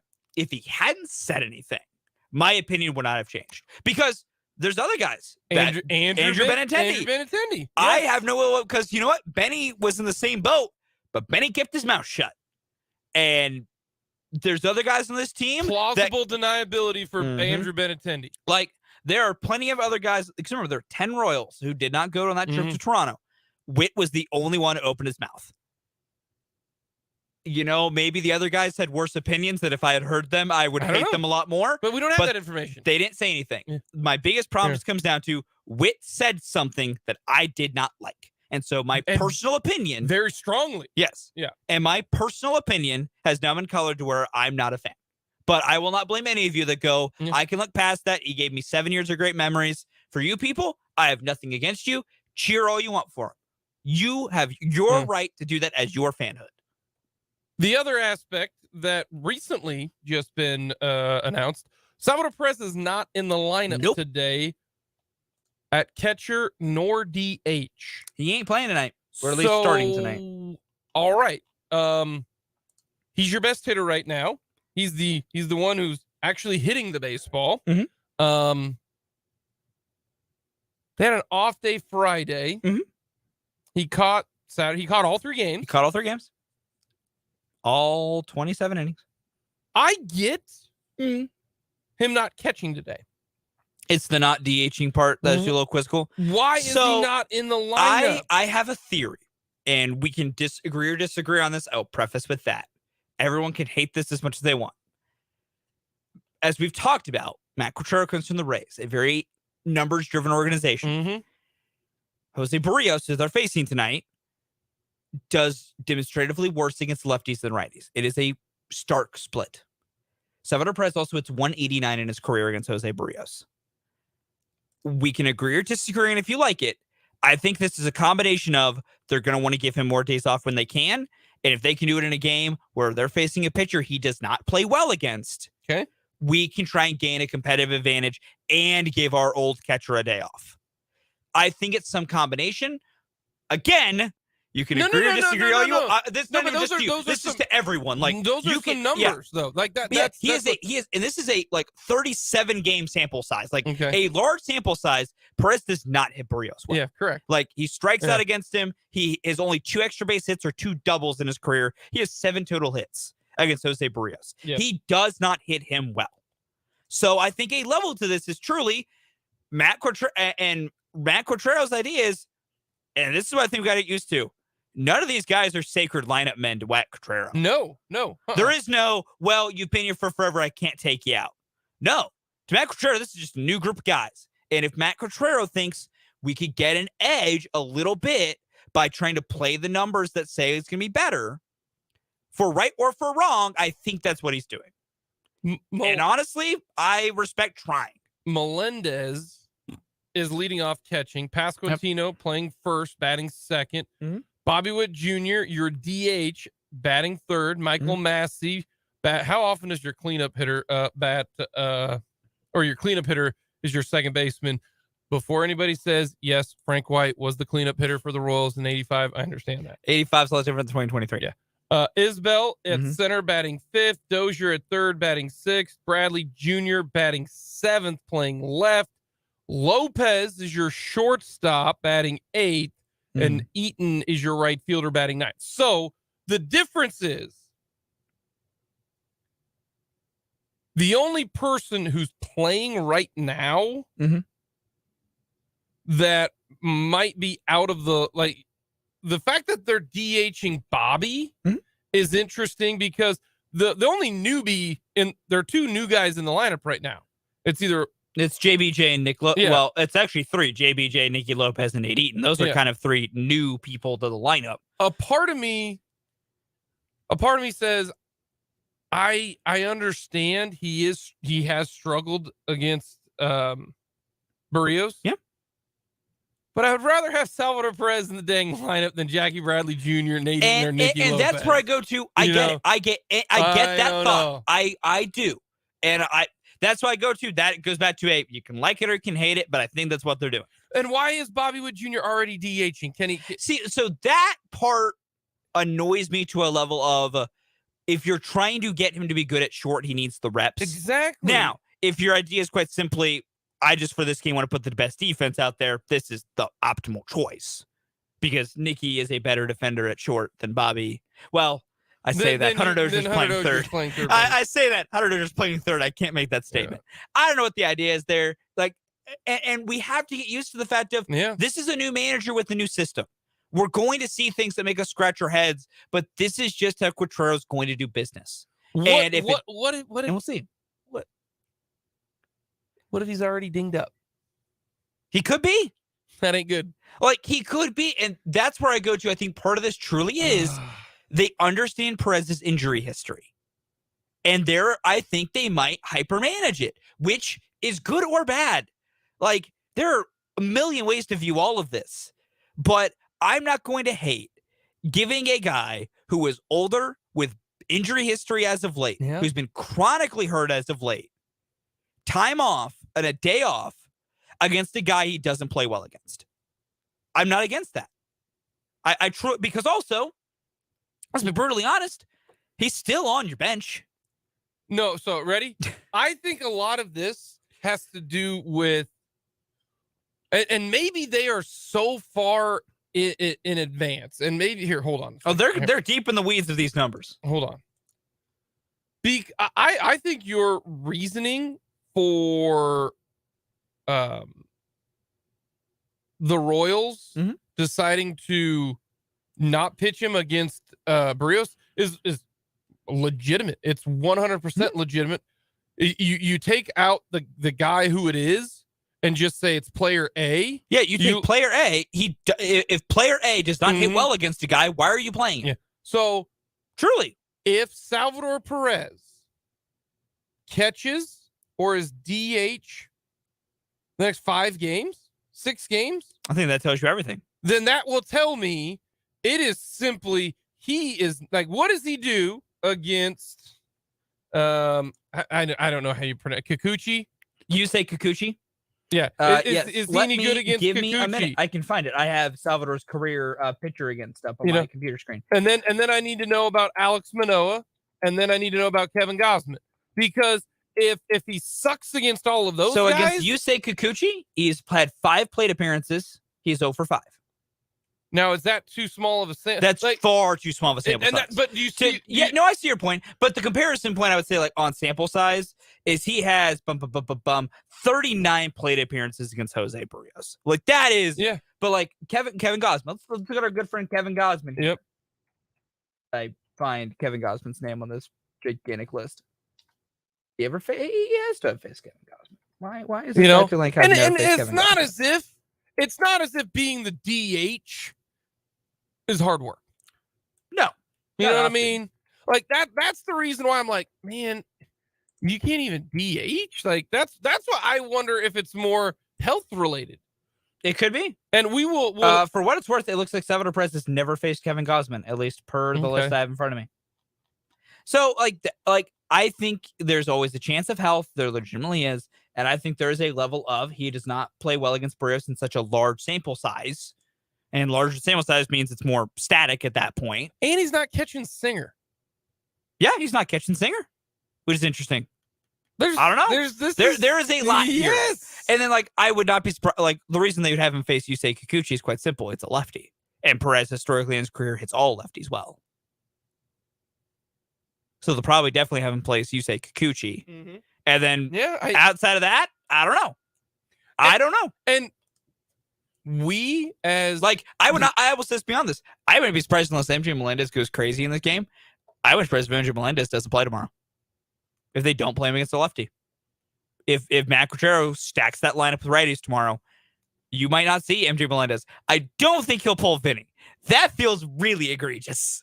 But you don't know because we don't know what Quatrero does. We will get. That's the other part. This first 2 weeks, we're gonna learn 13 games. We're gonna find out a lot. We're just so used to Sal being in the damn lineup because he's the sacred boy. Well, Ned played him every damn day. Yeah, and even Mike Matheny it was sacrilege to take Sal out of the lineup. So we're just not used to it. Yeah, where most catchers, it's not crazy. They play like or just 4 in general. games a week. Most guys who don't hit somebody well, it's not crazy. So it feels weird because we're not used to it. But new regime, man. It's all different. Hey, we're 0-3, and the last 4 guys of our lineup, our last 5 guys are Isbell, Dozier, Jackie Bradley Jr., Lopez, and Hey. Kyle Isbell's one of the only guys have been hitting baseballs. He has hits. The other guys do not. He has plural. I don't know if we're at plural. He's been on base plural. He's been on base multiple times. Because that first game he had a hit and a walk. I can't give you anything on the other ones. The other ones aren't great. They're trying, man. They're trying different things. We are at, we don't have hits yet, plural. Oh, speaking of which, our over-under Bobby Witt hitless is... For 16... It was 16 and 16 a half. at-bats. It was 16 and a half at-bats. Yeah. We're at 10. We're at 10 at-bats. Remember, we said at-bats, not plate appearances. No, you're correct. No, but we're at 0 for 10. We're at that. Gonna need Bob to do some work tonight to get us off the schneid here. There's a lot going on right now. There's a lot. Coming up, we've got overreaction, proper reaction here on Mic'd Up.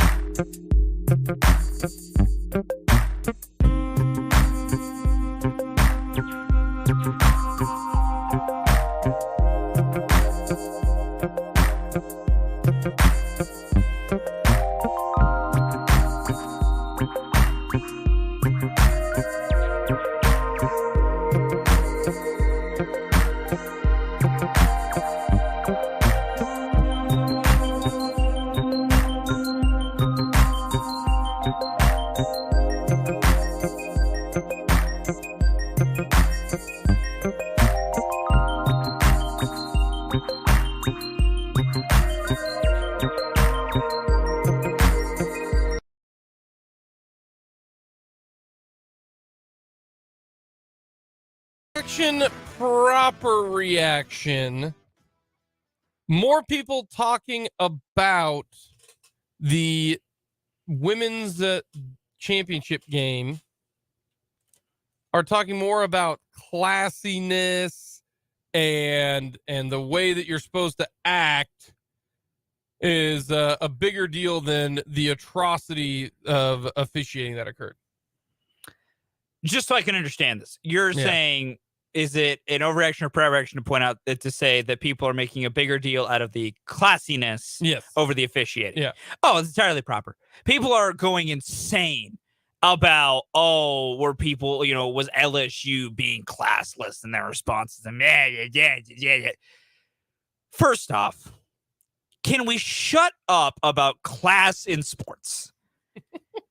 Good Lord. Can all of you losers pull the wedgie out of your pants and shut up? Like, I am so sick of this. Win with class. Act like you've been there before. Yeah. No, they are 20-year-old kids. Let them talk. More importantly, y'all didn't say crap when Caitlin Clark was doing her thing this entire tournament run. But oh Lord, LSU class back a little bit, and all of a sudden, we're in a tizzy. Oh no, LSU the winner say something that the other person's been doing all tournament. No, you're incredibly correct, and it's very proper to say people are acting about the classness over officiating because that officiating was a ref show, and no one's pointing it out. See, and that's why I am going with this is an overreaction. I am with you. So sick of this classlessness thing. Caitlin Clark talks some trash, which I'm a huge fan of. I'm a big Caitlin Clark fan. I think it's terrific. She is a hooper. You dish it, you got to be able to take it. Okay? Correct. Yes. But we need to be talking about that awful officiating in the game against for Iowa and LSU. Everybody knows my stance. High school officials got free pass. Got no problems with you. Takes a lot for us to ever get mad at you, really. Yes. You're doing a service. Lord's work. College, the fact that Kim Mulkey made contact with an official. Kim Mulkey was out on the court for almost half the game. I got a lot of opinions about Kim Mulkey, and this is not the time for it, but this is just a It's just par for the course for her. I'm just talking about in the Yes, game in yesterday. this situation. Yeah. She's out on the court and is more demonstrative than Caitlin Clark flipping the ball behind her to the baseline, and that official popped her with a technical foul. So let me get this straight. You can't pop the ball behind you towards the baseline where the ball was going to go anyways. Mhm. That's a technical foul. And you also impacted the game because that was then Caitlin Clark's 4th personal foul, as opposed to the entire game, Kim Mulkey is on the court and even bumped an official and doesn't get a technical foul. I wasn't cheering for Iowa. I don't care if Iowa wins or loses. I don't care if LSU wins or loses. The reason why LSU won is because they're not a good 3-point shooting team, and they ended up making damn near everyone. They looked like Craig Hodges in the old 1996 3-point competition. Okay, that's Craig the reason. Hodges reference coming out. That's the reason why they ended up winning the game. I have a problem with a flip behind you. That's a technical foul. But And being a grown coach, making contact with officials, that's nothing. And you're alternating the game by giving her that foul. If you give Kim Mulkey a technical foul, okay, she gets 2 of them. Doesn't really affect her. But that, Caitlin Clark, and some people are going to say, Jake, well, she shouldn't have done that. Do you know how many people flip the ball behind them during a game? Tons. Lots. Constantly. Lots. Happens a lot. And you're going to call that a technical foul? Come It's a joke. on. It's a joke. Come But remember, on. Jake, the most important part from that game is that LSU was a little too rude after they won a title.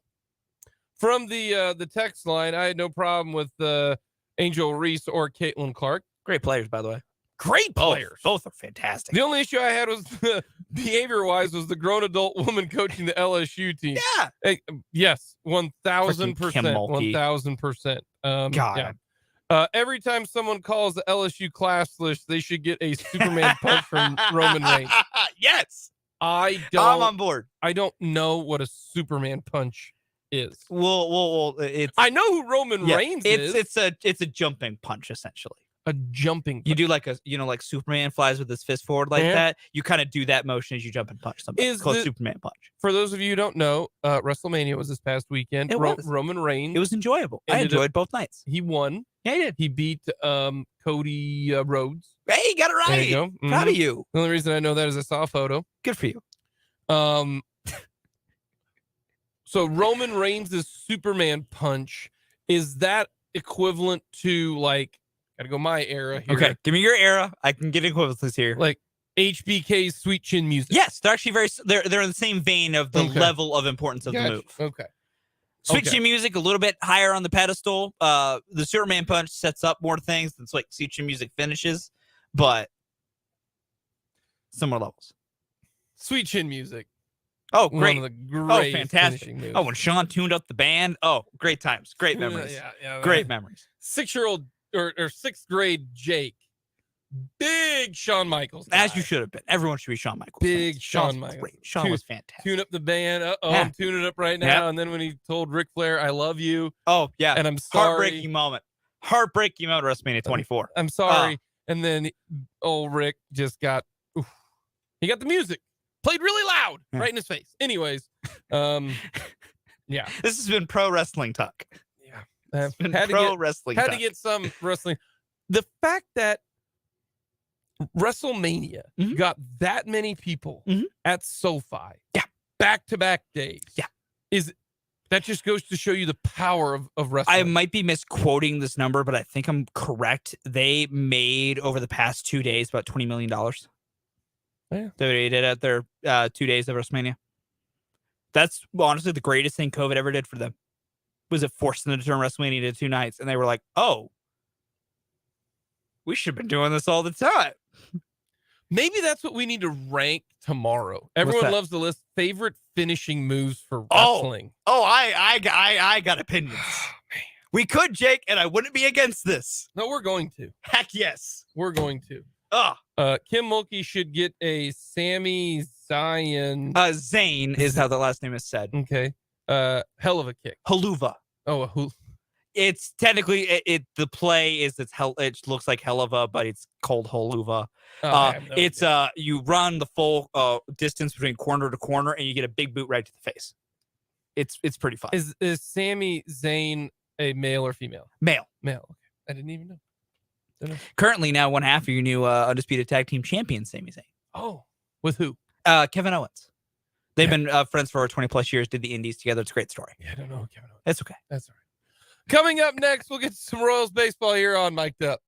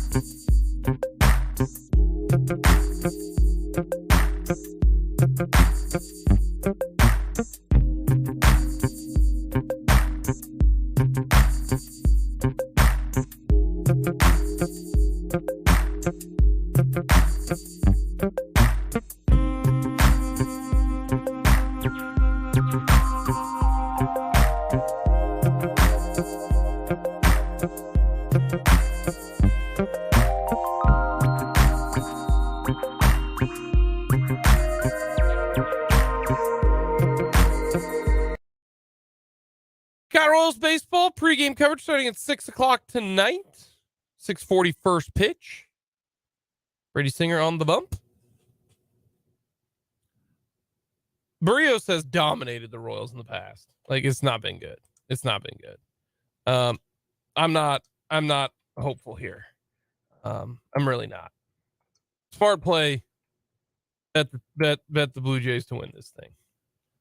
He's pitched well against the Royals, if I remember correctly, with the Twins. I'm about to find out.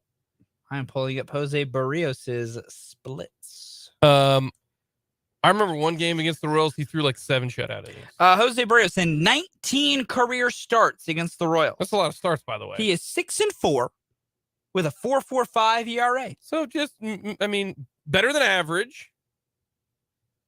A little better than average. Yeah. Not dominant. Not dominance. I think not like what he's done to the Baltimore Orioles. I think, and I bet if you been rude to them. If you looked at it individually, I think all of those good starts were early. and the Royals got to Barrios a little bit later. I wouldn't be surprised if I went this game log by game, which I can also technically really quickly. I bet that would be the case. I can't pull it up as his career game logs. That's really but I'd have to do some digging, but it wouldn't be surprised. Yeah. It happens. Tonight, national championship game. Mhm. You're taking UConn. Yes, I'm not a crazy person. I am too. Are you taking them? Is this the first game out of 6? Because they're going to play 6 games. If you go 6-0, you win the title. Mhm. Is this the first team that keeps it within 10? Yeah, I think San Diego State covers 7.5. Covers the 7.5. They play such a tight, slow down defensive style. I think they do keep this close. I do not think it's kind of this knockout slobber fest. I really think it is a close game where UConn does not run roughshod. Oh. No, great. Take that what you will. I'm also the world's worst gambler. Just saying. I'm gonna take that what you will. I'm gonna take UConn to cover. That's fair. If they haven't been tested yet, I'm gonna say that they still haven't. I'll take UConn to win her all and win it easy tonight. That'll do it. Coming up next, we'll finish things off with the mic drop.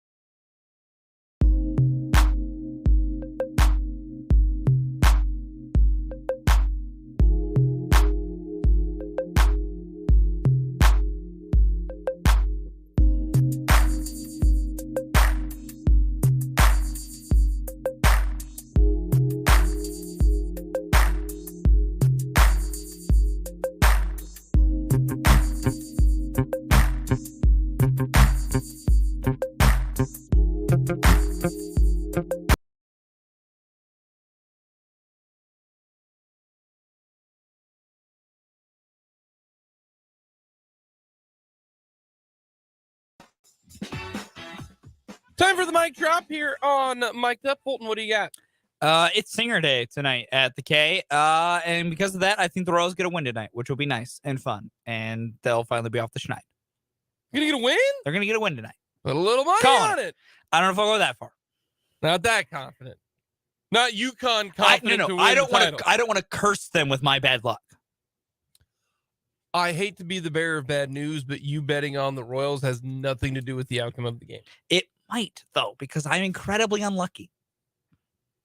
It might. It might, though. It might. The national championship game is this evening. We might see one of the most dominant runs in NCAA tournament tonight. Should be a fun one. Looking forward to that.